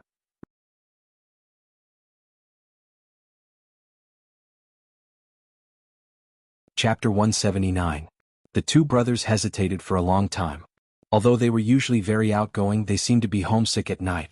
The one they were most familiar with in the courtyard was the little guy, so the two brothers always wanted to sleep with the little guy. But no matter how much they cried, Qin was unmoved. He was quite traditional in this aspect. Because Yin was a girl, Qin always felt that his daughter would be at a disadvantage if she stayed with a boy. Plus, his brother almost took advantage of the little guy just now, which made Qin even more certain that girls were at a disadvantage. He was already very polite that he didn't chase the two brothers out of the courtyard. Although the two brothers were still young, 3 to 6 years old was the sensitive period for a child to construct a psychological gender. As a parent, it was natural to teach the child that there was a difference between men and women. Parents gave the child the correct guidance, and as the child grew up, they would gradually form a comprehensive understanding of men and women's clothing, behavior, and personality traits, and gradually form their own psychological gender. As for those parents who raised the boy as a girl and the girl as a boy, in fact, he really should go see Farewell My Concubine, because Qing was an excellent example. This was called transsexualism in the medical field, which was also called gender identity disorder. There were both congenital and acquired factors. If it was congenital, then it was fine, but if it was acquired by the parents, then it could be called a tragedy. Qin had already made up his mind. One day he would have to properly educate the three little guys and let them understand the difference between men and women. The east room was Qin Xueqing's room. Although she hadn't been home for many days, there was still a faint fragrance in the room. The bed was very comfortable to sleep on, but the two brothers tossed and turned for a long time. Qin was not Gulao after all, nor was he the brother's father. So after a while, seeing that Qin still refused to agree, they could only obediently lie on the bed with pouted lips. The two brothers were also tired today, so it didn't take long for them to fall into a deep sleep. After they fell asleep, Qin cast 2 meditation incantations on the two brothers, and then quietly walked out of the east room. It was the wee hours of the morning and there was no moon tonight. It was so dark in the courtyard that one couldn't even see their own fingers. The temperature in the middle of the night was very low. The bone-piercing cold wind kept blowing, bringing with it some light snow that drifted into the courtyard. There was a slight fluctuation of spiritual aura in the west wing and the main room. That was because Qin Ruoying and Qin Yongyan were both cultivating diligently. Qin Ruoying had to take care of the child during the day so she could squeeze out some time to cultivate at night. In addition, her cultivation was not high, and she had to sleep for at least 4 hours every day, so the progress of her cultivation was very slow. Compared to Qin Ruoying, Qin's cultivation progress could be said to be advancing by leaps and bounds. He would leave every night and head to Spirit Mountain to cultivate. The terrain there was remote, and it could be considered the place with the densest spirit qi within a radius of 1,000 miles. In this place, Qin could fully refine the spiritual energy of heaven and earth. Based on his current accumulation of quintessential essence, it was actually comparable to the early stage of Yuanying. Although there was still a long way to go before he reached the soul formation stage, at least Qin would not need to burn his essence blood when facing an expert at the level of a divine general. Quintessential essence was the foundation of all cultivators. No one would joke around with their lives, including Qin. If Qin previous situation was described in a game, then he was a mid-tier sorcerer who had no mana and could only rely on normal attacks. After this period of recovery, Qin could finally use some small skills. However, because he had not added any skill points, even if he had enough mana, Qin could not use any big skills. Quintessential essence could be slowly recovered, but the damage to the soul could not be healed by cultivation alone. There was a spiritual medicine in Heavenly Spiral that specialized in healing soul injuries, and that medicine was one of the main methods to heal soul injuries. Unfortunately, this type of medicine was an extremely rare heavenly treasure to begin with. With the current situation of heaven and earth's spiritual energy, it was almost impossible to produce such a high-grade spiritual medicine, so Qin really could not think of any way to heal his soul injuries. When the soul was damaged, the divine sense was the most affected. His divine sense was like a radar, allowing Qin to sense everything within 1,000 miles without using his 5 senses. Not even the slightest movement in the wind could escape his eyes. Without the divine sense, Qin had to rely on his eyes to determine his direction while flying in the sky, which was really uncomfortable. Spirit Mountain's location was unique, and the giant rock at the top of the mountain had become Qin's exclusive throne. As usual, after carefully inspecting the surroundings, Qin sat cross-legged on the rock and began to cultivate. However, not long after he closed his eyes, he suddenly opened them again. It was a little strange. According to common sense, he had been cultivating here for a period of time, so the spiritual energy here should be a little thinner. After all, he was a cultivator in the soul formation stage, not a beginner like Qin Ruoying. Every time Qin cultivated with all his strength, he would naturally have an aura that could swallow mountains and rivers. A night's effort was enough to catch up with several months of Qin Ruoying's effort. Although Spirit Mountain was large, there were only a few places with dense spiritual energy. But why did the spiritual energy nearby not seem to have changed much after he cultivated here for a period of time? Could it be that he was cultivating a false immortal? But this was obviously impossible. After all, the true essence that Qin refined was real. He was still worried that if he cultivated with all his strength, he might devour all the spiritual energy nearby, causing Spirit Mountain to become a dead mountain without any vitality. But who would have thought that such a strange situation would occur now? Qin stood up from the boulder. In order to confirm the cause, he flew around Spirit Mountain. However, after flying around, he didn't find anything strange. Everything was very natural. It was completely a natural paradise. Could it be this endless stream of spiritual energy was flowing from somewhere else? It sounded a little ridiculous, but after thinking about it carefully, it seemed to make some sense. After all, spiritual energy was like air flowing at any time. Maybe the spiritual energy here flowed from Taihang Mountain? Unable to find the reason and not finding any abnormalities, Qin simply threw this question to the back of his mind. Since the spiritual energy here was so rich, he wouldn't be polite.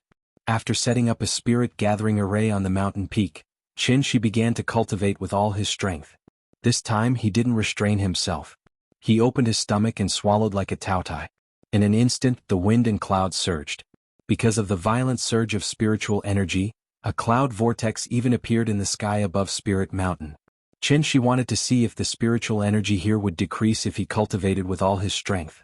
Time flew by. When the sun came out from the clouds in the east, Qin slowly opened his eyes.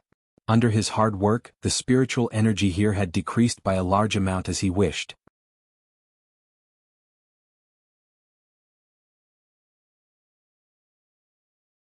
Chapter 180. Perhaps because of the home field advantage, the two brothers completely became the little guy's followers. When they woke up, Qin had just finished helping them wash up, and the two brothers rushed into the west wing. The little guy was already sitting on the chair and eating breakfast. When he saw them rushing in, he held up a steamed bun and smiled at them. Time for breakfast. Children don't know what is polite, so they rushed over as soon as they entered the door. The older brother saw that there was only one chair in front of him, so he pushed his younger brother away and quickly sat on the chair himself. The younger brother was not happy, so he pushed him a few times and squeezed in to sit with him. You go over there. I don't want to. I want to sit here. Get out of the way. You're squeezing me? What? This is not your chair. Qin Ruoying looked at the two brothers and then got up to give the seat to the younger brother, which stopped their first quarrel of the day.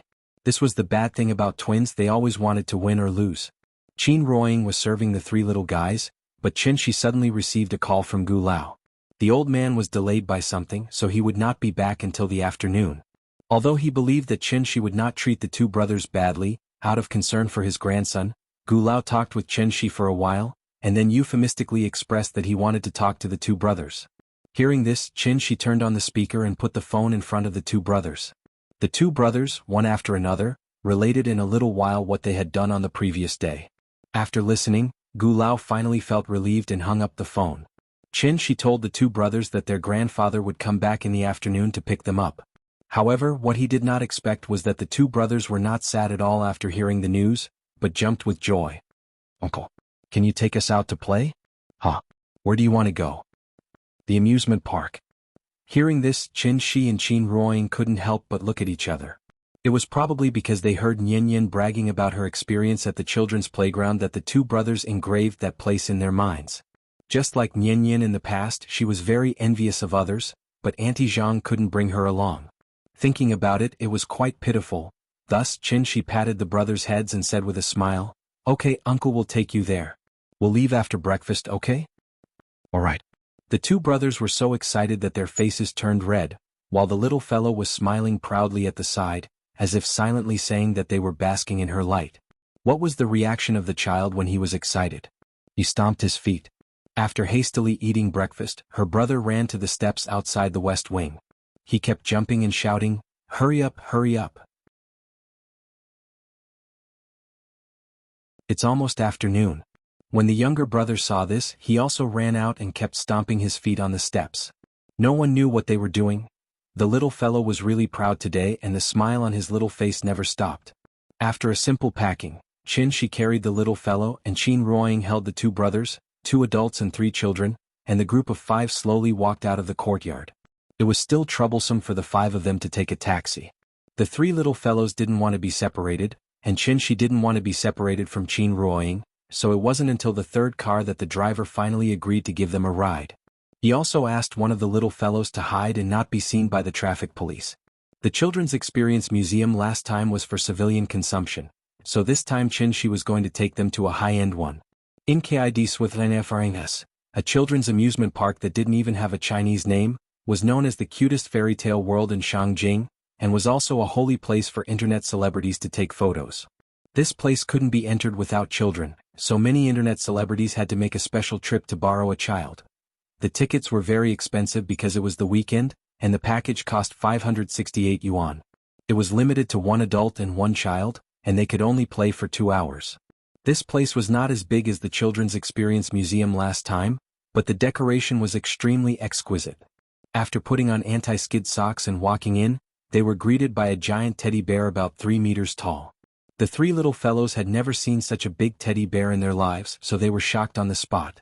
The teddy bear sat on the ground, and both of its legs were about 1 meter tall. The little fellow stood next to it and wanted to climb onto the big bear's legs, but she couldn't climb up. Seeing this, the older brother immediately came to her side. Then, like a little eunuch welcoming a princess on a horse, he bent his back and knelt on the ground, then said loudly, "Sister, you're stepping on my back. I'll carry you up." Hearing this, the little fellow didn't hesitate at all. She stepped on his back and climbed up. Seeing that she was struggling to climb, the younger brother stood below and pushed the little fellows but hard. Qin stood aside and watched, speechless. Qin Ruoying saw his expression and knew that he felt that his daughter was at a disadvantage again, so she couldn't help but complain, "They're still children. Why do you have so many dirty thoughts?" Okay, I'm dirty. After being scolded by his wife, Qin had to raise his hands and surrender with a wry smile. The couple didn't interfere with their actions.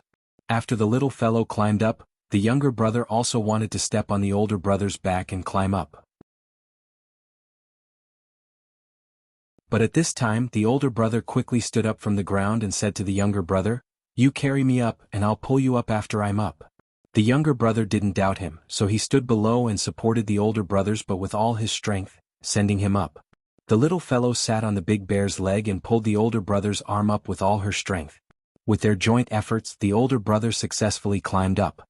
However, after the older brother went up, he didn't pull the younger brother. After making a face at the younger brother, he laughed proudly and said, "Come up by yourself." With that, the older brother jumped onto the other leg of the big bear. The younger brother stood below and looked at the little fellow and the older brother on the big bear's leg with a confused expression. He tried to climb up by himself, but the big bear's leg was higher than him, so it was impossible for him to climb up. "I'll pull you up." The little fellow couldn't stand the older brother's behavior, so she immediately lay on the big bear's leg and reached out to the younger brother. However, her strength was limited, so she couldn't pull the younger brother up by herself. The younger brother slipped down again. Looking at the older brother's proud look, the more the younger brother thought about it, the more wronged he felt. He couldn't help but cry out of anger. Seeing this, Shi wanted to go forward and help his younger brother, but he was stopped by Qin Ruoying. "Wait, let's see." Sure enough, seeing the younger brother cry, the smile on the older brother's face froze. He thought for a moment and immediately jumped back, then lay on the big bear's leg and said to the younger brother, "Don't cry. I'll pull you up." With that, the older brother stretched out his hands to the younger brother. The little fellow also stretched out her hands again. The younger brother wiped his tears, glanced at the older brother, and then stretched out his hands very aggrievedly. Finally, with the joint efforts of the little fellow and the older brother, the younger brother successfully climbed onto the big bear's leg. Although the older brother finally pulled him up, the younger brother seemed to be still angry with the older brother, so after coming up, he directly jumped onto the other leg of the big bear to sulk. At this time, Qin Ruoying took out her mobile phone with a smile, then came to the big bear and took a group photo of the three little guys. In the photo,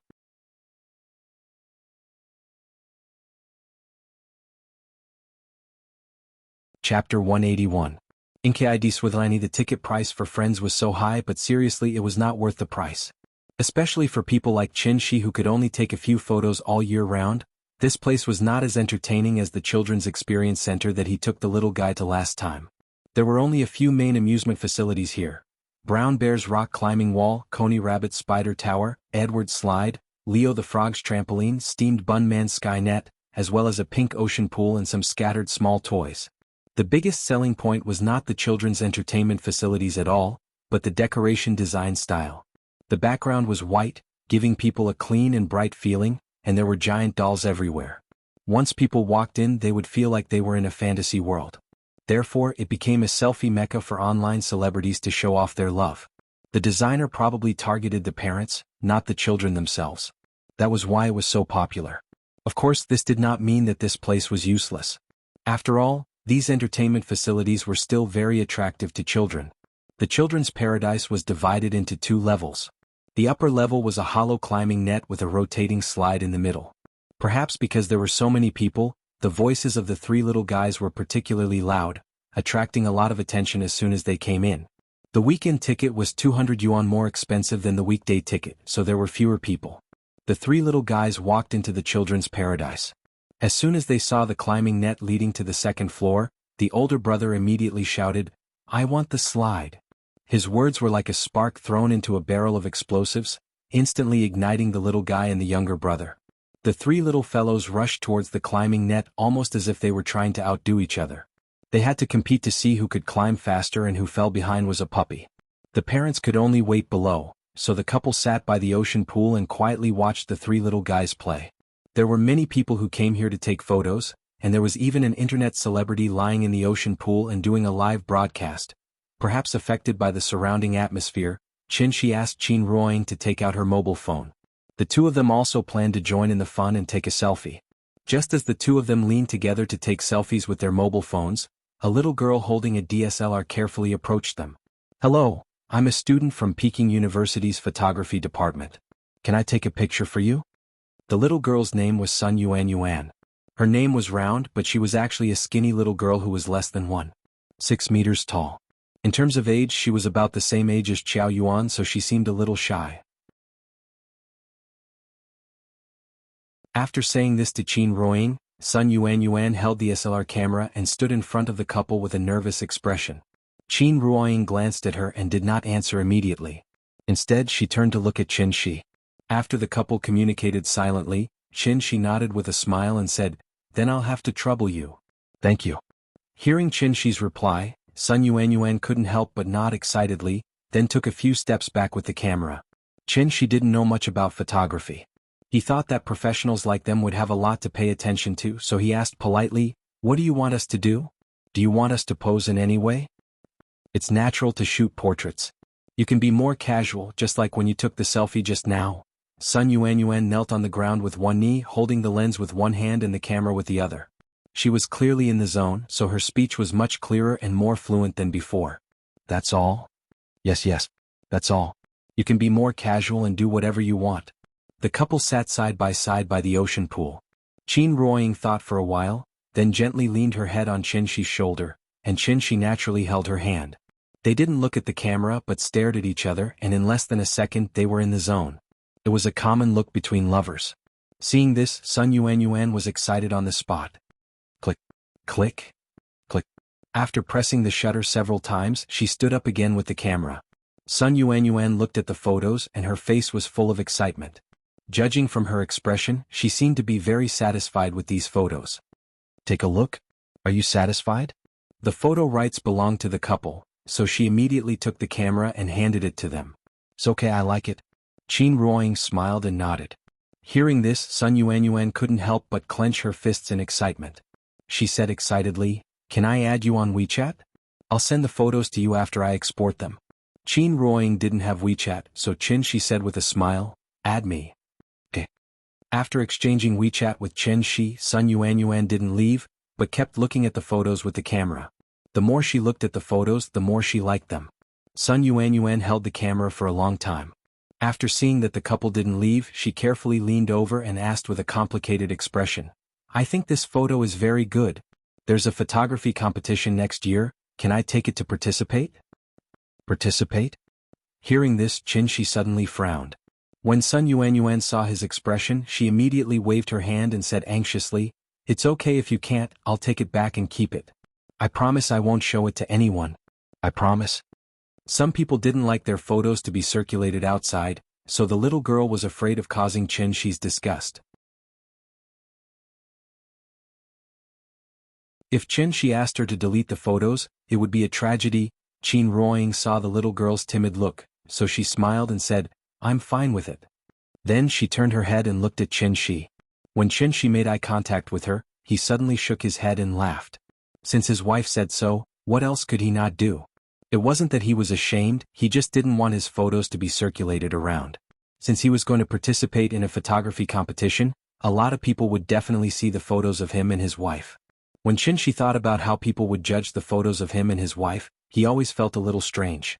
However, since Qin Ruoying agreed, he obviously wouldn't refuse, so he nodded and smiled, "No problem." Thank you. Thank you." The little girl thanked the couple profusely. After saying goodbye to them, she ran away like a thief who had stolen some treasure. The so-called portrait photography was to take the most inadvertently moving picture of you. Just like Xiao Quan, a simple black and white photo was enough to amaze time.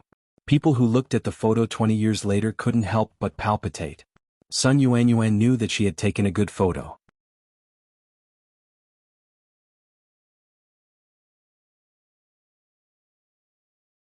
Chapter 182. The three little guys had a lot of fun today. Although it was only 2 hours because it was full of large-scale entertainment facilities, it was very tiring to play. So before the time limit was up, they were already tired and lying in the ocean pool to rest. When they left, they were still a little reluctant. After Qin Shi bought each of them a brown bear school bag, the three little guys were so happy that they started to smile like flowers blooming. After the new year, the winter vacation was almost over and Yin Yin should be sent to kindergarten. He just didn't know if she would be willing to go by then. The two brothers also made a profit today, not to mention that they came to such a high-end children's amusement park for nothing. Qin Shi also took them to the mall and bought new clothes for the little guys and several sets for them. Free food, free accommodation, free play, and before leaving he let them carry big and small bags back home. In the eyes of children, such an elder was simply an angel. By the time the couple left the mall with the children, it was already 3:30 in the afternoon. Because they carried too many things this time, no driver was willing to take the risk of being caught by the traffic police to give them a ride. There was no other way. Qin Ruoying took the three little guys to leave by taxi, and Qin Shi then took another taxi alone. Having said that, they really should buy a car, otherwise it would be really inconvenient to move around in the city. And after buying a car, the couple could take the little guy to the suburbs at any time in the future. That simple life, thinking about it, felt good. Not long after the couple returned to the tea house, Gu Lao hurried over. It would be a lie to say that he was not worried after not seeing his two grandchildren for a day. Now there is a saying called skipping a generation, which is the so-called enjoying the grandsons. Elders were closer to their grandchildren than to their children. Gu Lao was a widowed retired old man, and usually only the two brothers could relieve his inner loneliness and loneliness. As soon as the two brothers saw that their grandfather came back, they proudly took out the clothes and toys that Qin Shi bought for them. Seeing this, Gu Lao immediately frowned. Probably because Qin Shi was still on the side, Gu Lao did not scold the two brothers, but quickly took out a stack of money from his pocket. Looking at the red and green colors, it was at least a few hundred yuan. I didn't bring much money today. Take these first. I'll bring you more tomorrow. But how could Qin Shi accept his money? The plate of snacks in front of Big Cat was worth at least a few billion, not to mention a lot. Gu Lao couldn't dissuade Qin Shi. In the end, he had no choice but to slap the two brothers' heads and ask them to properly thank Qin Shi. The two brothers rubbed their heads in confusion.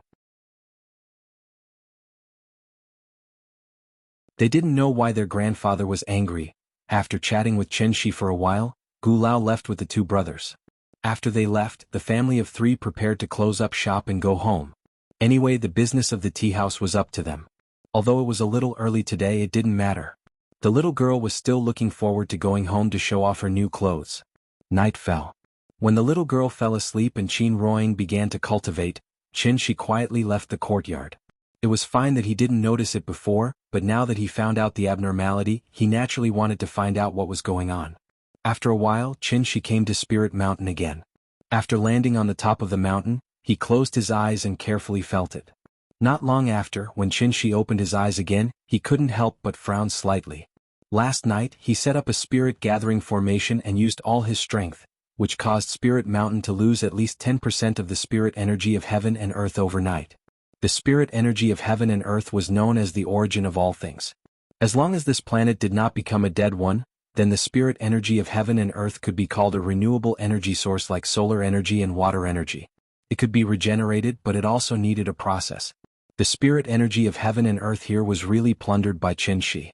However, it had only been more than 10 hours and the spirit energy here had already recovered a little. Although it was not much, if Qin Shi hadn't carefully felt it, he wouldn't have even noticed the changes. But at this rate, it was estimated that in a few months, the spirit energy here would be able to recover to its original level. This recovery speed was almost catching up with the heavenly jade domain. What was going on? Because of the damage to his divine sense, he couldn't carefully explore every detail in this mountain range. Since he couldn't use his divine sense, he used the stupidest way to find it bit by bit.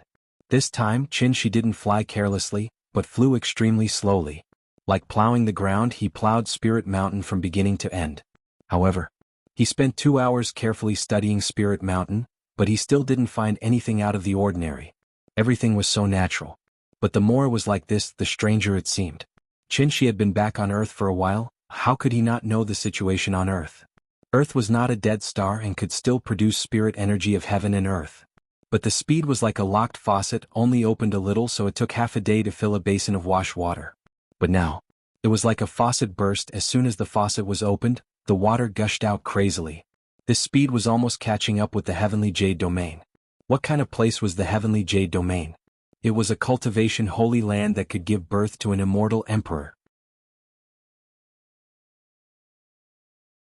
Just like a dam that had just been opened, the water level downstream would not rise in a short time. But if this continued, then the spirit energy of heaven and earth would continue to increase. If this continued, Earth would inevitably become the second heavenly jade domain. Earth's spirit energy, recovered? As soon as this thought appeared in Qin Shi's mind, his heart couldn't help but jump, and his whole body couldn't help but tremble. This matter involved too much, and even Qin Shi was a little shocked. In order to verify his guess, Qin Shi pondered for a while, then rushed to the sky and went straight to the Qinling Mountains, because he was familiar with that place. After the spirit binding array was activated, it set off a tide of spirit energy. Now that the array had been destroyed, the accumulation of the village for hundreds of years was also destroyed. Logically speaking, the spirit energy of that place would inevitably drop by a level. So he only needed to go there and take a look to know what was going on. The moonlight in the Qinling Mountains was very bright. The moonlight was like a silver radiance, shining on the piles of snow and reflecting the cold light, illuminating everything around.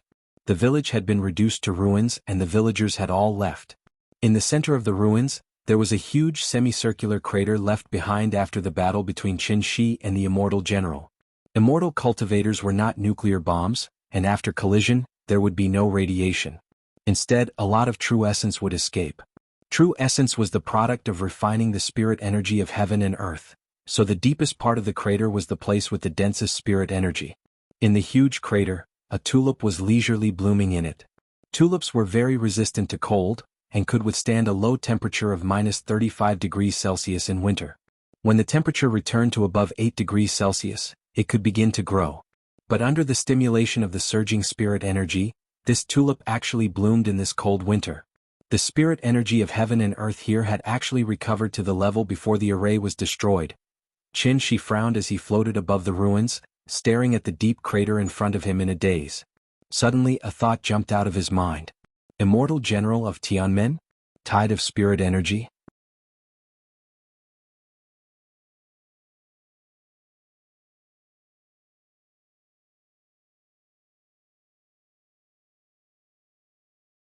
After returning to Earth, even though he was half-crippled, Qin Shi could still be said to be the most powerful person in the world. However, as long as he didn't step into the Immortal Emperor realm, he would always be immortal. How insignificant were mortals! Even if he had reached the soul formation stage, he would only be one of the stronger ants among thousands of ants. Under the frosty snow and the bright moon, Qin Shi's lonely figure floated in the air. He looked up at the bright moon. Then he suddenly looked up to the sky and roared. Surging true core strength kept surging out of his body. As his sleeves fluttered, an invisible shockwave spread out wildly with him as the center. Boom, boom, boom. It was like a bomber carrying out a carpet bombing. With Qin Shi as the center, wherever the true essence spread out, all the rocks and vegetation would explode and scatter in all directions. In the blink of an eye, the already incomparably huge crater was actually expanded by him once more. A sword and a knife appeared in Qin Shi's hands again. However, just as he was about to merge the sword and knife, Qin Shi's mind suddenly flashed with the smiling faces of Qin Ruoying and Yin Yin. The frost sword and knife turned into snowflakes again and fell one after another. Then Qin Shi's figure suddenly disappeared above the ruins. The next morning. Maybe it was because of the time they spent together that the husband and wife almost reached the level of telepathy.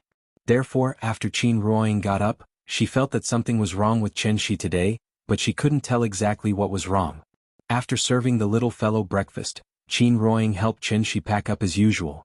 When she was about to take the little fellow to the tea house, Qin Shi suddenly spoke. "Ying, you can practice at home. I'll take Yin Yin to the tea house." Qin Ruoying's face suddenly showed a big question mark. She looked at Qin Shi, but Qin Shi was smiling. She couldn't see anything strange from his face. Qin Ruoying was silent for a while, then asked seriously, "Why? Your cultivation progress is too slow. The beginning is the time to lay the foundation. If the early progress is too slow, it will affect your future development." As he spoke, Qin Shi touched her smooth face. As if to prevent her from thinking too much, Qin Shi paused. Before she could speak, he continued to add, "Wasn't it to cultivate feelings with Yin Yin before? I think it's about time to cultivate. We can't be around the child all day, right? I don't care, but it will affect your cultivation. Didn't you say you would accompany me for 500 years? If you don't cultivate, how can you accompany me?" "Okay, I see." Qin Ruoying nodded, then turned to look at the little fellow who had run out of the west wing. Seeing this, Qin Shi called the little fellow and said to her, "Yin Yin, Mom has to study today, so I can't accompany you to the tea house. Dad will go with you, okay?" After hearing Qin Shi's words, the little fellow tilted her head and thought for a while, then grinned and said, "Okay. Mom, you can do it. You have to study hard. Good girl, Mua. Come say goodbye to Mom." Qin Shi picked up the little fellow, and the little fellow waved goodbye to Qin Ruoying obediently. "Goodbye, Mom. Good girl, you can go." Qin Ruoying sent the father and daughter to the door. After watching their figures disappear at the end of the alley, she couldn't help but sigh. With her understanding of Qin Shi, How could she not notice the difference in Qinshi? She chose not to ask, not because she didn't care, but to express a kind of support. No matter what Qinshi wanted to do, she would support him. Since Qinshi wanted her to concentrate on cultivation, then she would concentrate on cultivation. As for the rest, she believed that Qinshi would arrange it well. Qin Ruoying returned to her room and began to cultivate in seclusion. Qinshi took the little fellow to the tea house.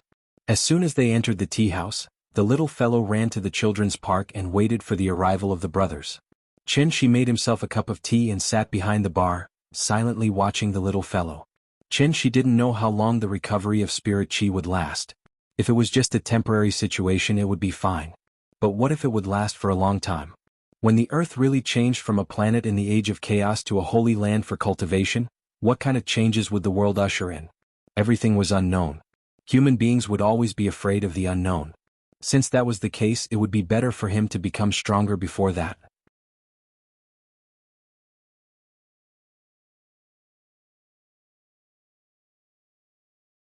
Chapter 184. 11 o'clock in the morning. Gu Lao brought the two brothers to the tea house. He was slightly surprised that he didn't see Qin Ruoying today. In his impression, this young couple was inseparable. Even if they had to go out for business, it was usually Qinshi who went out, and Qin Ruoying stayed behind to take care of the children. Although he was puzzled, Gu Lao wasn't a gossipy old man. After taking the green tea that Qinshi brewed for him, he laughed and said, "Today's weather is good. Although the sun isn't out, I feel refreshed. When people get old, they tend to lose focus. It's rare for me to be so clear-headed. I'm really not used to it. Come. Since I'm in good spirits today, let's have a good fight." Gu Lao was in high spirits today, and it was obvious that he was in good spirits. However, his words made Qinshi frown slightly. In order to not let Gu Lao notice his abnormality, Qinshi immediately smiled and said, "Wait a moment, I'll go get the chess pieces." The so-called spring sleepiness, autumn lack, summer naps, and winter sleeps. Once winter came, the human body would be affected and stimulated by the low temperature, causing the capillaries under the skin to begin to contract. The blood flow would be relatively reduced, and the sweat glands and pores would close to reduce heat emission to maintain the normal body temperature. This was a biological instinct, so when winter came, everyone would feel sleepy and unable to wake up. Today wasn't a sunny day.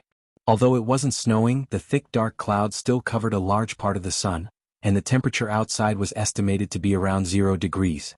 The reason why Gu Lao was in good spirits was clearly because of the recovery of spiritual energy, causing the spiritual energy in Hohai to skyrocket. It was almost at the level of Zongnanhai.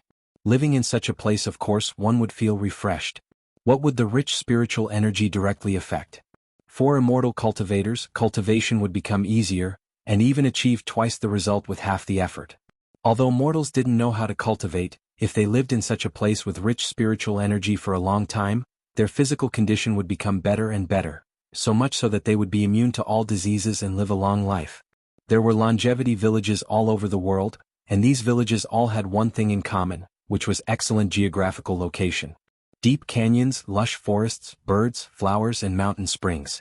These places were called paradise, and at the same time, the best place to cultivate in seclusion. It was actually very easy to find a paradise. Wherever the average lifespan of the villagers was more than 80 years old, that place must be a paradise.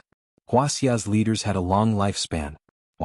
In addition to the professional healthcare team, the blessed land was also a big factor.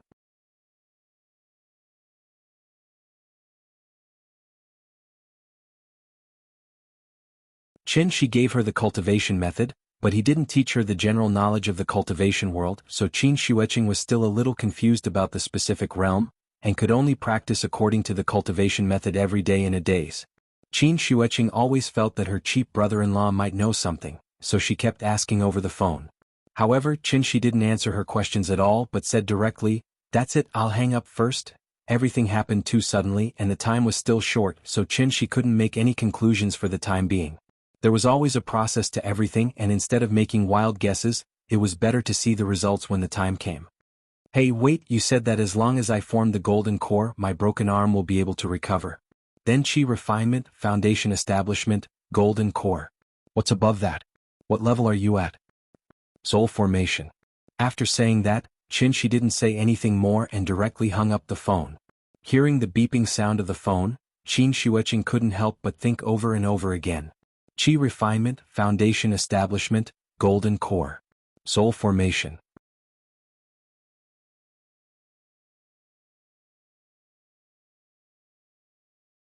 Chapter 185. For the next few days, Qin would bring the little girl to the tea house to date with the brothers every day. Qin Ruoying, on the other hand, was cultivating hard at home. Out of the 24 hours in a day, she really did cultivate for 20 hours. Cultivation was a boring thing to begin with. Since she had already decided to embark on this path, learning to enjoy the boredom and experiencing different kinds of pleasure from cultivation was the only thing Qin Ruoying had to do at the moment. She had been paying attention to the news reports during this period. In addition, he was also constantly paying attention to the headlines, Weibo, public accounts, and other media platforms. Things were different now. With the arrival of the mobile internet era, even the old man selling pancakes on the street learned to use QR codes to collect money. If there was a phenomenon of heaven and earth, it would inevitably cause a big social sensation. Even if the government deliberately blocked it, there would always be some gossip circulating on the internet. But to Qi's surprise, a few days had passed, and he couldn't find any news about the supernatural phenomenon of the desert turning into an oasis on the internet. With his sister-in-law's personality, he basically ruled out the possibility that she would joke with Qin. Since he couldn't see it on the internet, it was either blocked by the government immediately, or because that place was so remote that not many people knew about it. However, it was understandable when he thought about it. The recovery of spirit qi would definitely affect those inaccessible places first, which gave the government some time to react. The Wulian people were probably out in full force and on standby at any time. Why was Qin paying so much attention? Because this was also a big event that could affect him. Not to mention why a planet in the age of chaos suddenly became a holy land for cultivation. There must be a big secret hidden in how he got to the heavenly jade realm. 5 years on Earth, 500 years on heavenly jade. This involved time and space, which was obviously not a level that soul formation cultivators could understand. What kind of existence was capable of doing all this? Magic treasure? Spell? Array? Or human? Why did it choose him? And not someone else? Ever since Qin discovered the recovery of spirit qi, these questions had been constantly flashing in his mind. It was true that he had 500 years of experience in the heavenly jade domain, but in essence, Qin had always been the kind of person who would be satisfied as long as he had a wife and children, a hot pit, porridge, steamed buns, and 2 tails of wine. There was no shortage of ambitious great men in the world, but there was no shortage of contented mortals like Qin.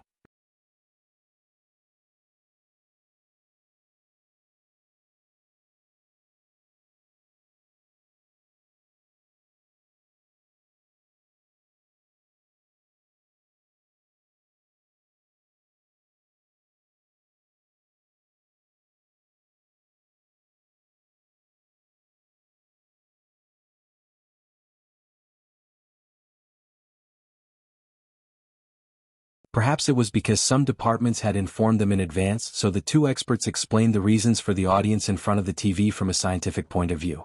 Seeing this, Qin Ruoying knocked on Qin's bowl with his chopsticks. It seemed that he wanted Qin to see what he had just done. Qin smiled and didn't take it to heart. The movement he made seemed spectacular, but in fact, it could only last for a short period of time. At the latest, the flowers and trees would all wither and go dormant the day after tomorrow. They would only be rejuvenated when spring came. Compared with the Taklamakan Desert becoming an oasis, it was simply dwarfed. Just take it as a warning to the people of the country in advance. If they saw any strange scenes in the future, they wouldn't be so surprised. After lunch, the family returned to the courtyard. The little girl specially left a duck leg for the big cat. As soon as she got home, she rushed to the main hall. Big cat, where are you? I'll treat you to a duck leg. Meow, the sound came from the roof. The little girl looked up and found that the big cat had actually jumped onto the roof beam. As soon as it saw the duck leg in the little girl's hand, it immediately jumped down from the roof beam and then circled around the little girl, wagging its tail. This guy was also a foodie. The duck leg was cold, but it didn't mind at all. Eat slowly. I'll give it all to you. The little girl touched the big cat's hair and said to it earnestly. Qin stood in the courtyard. After hearing what the little girl said to the big cat, he couldn't help but shake his head and laugh. The big cat had lived for many years, but now it was being treated as a child younger than it was by a 4-year-old child. The little girl was taking care of the big cat. This scene looked inexplicably harmonious. It was already afternoon, so they didn't go to the tea house today. Qin Shi accompanied the little girl to watch cartoons in the West Wing, and Qin Ruoying went to the East Wing to cultivate. The recovery of spiritual power was something Qin Shi had never experienced before. So even he didn't know what kind of changes it would bring to the world. However, Qin Shi speculated that the recovery of spiritual power would first affect the natural environment. After the environment changed, flowers and plants would also be affected. Then it would affect birds and animals until it affected humans. How long this recovery of spiritual power would last and how long this evolution process would take were still unknown.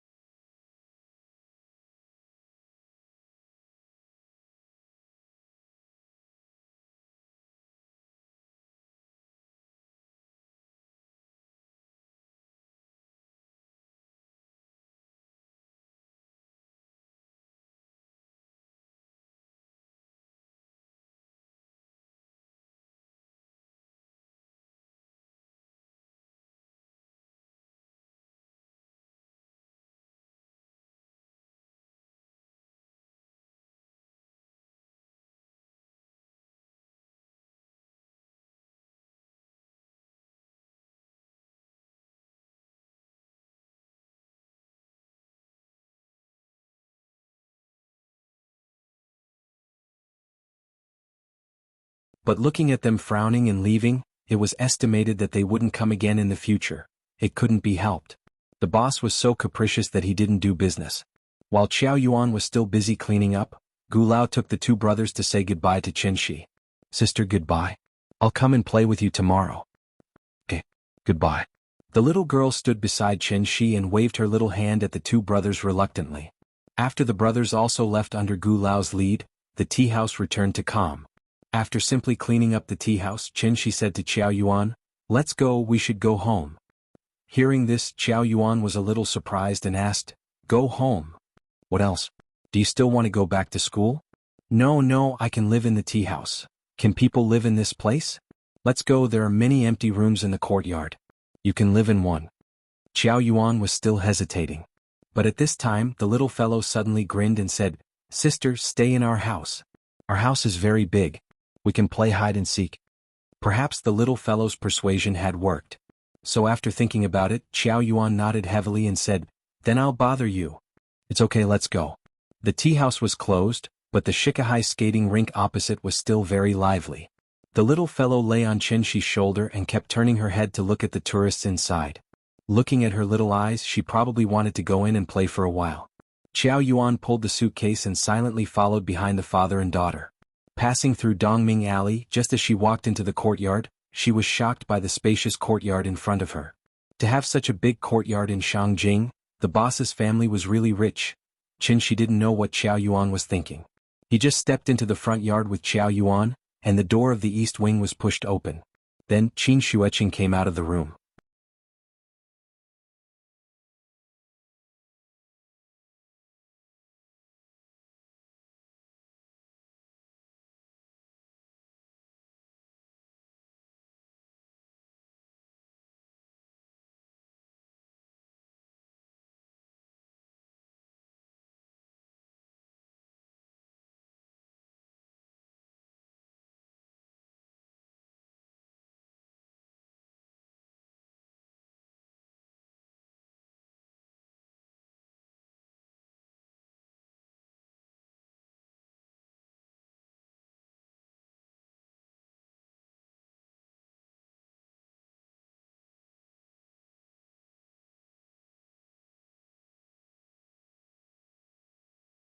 Therefore, after taking a hit, the big cat was actually fine.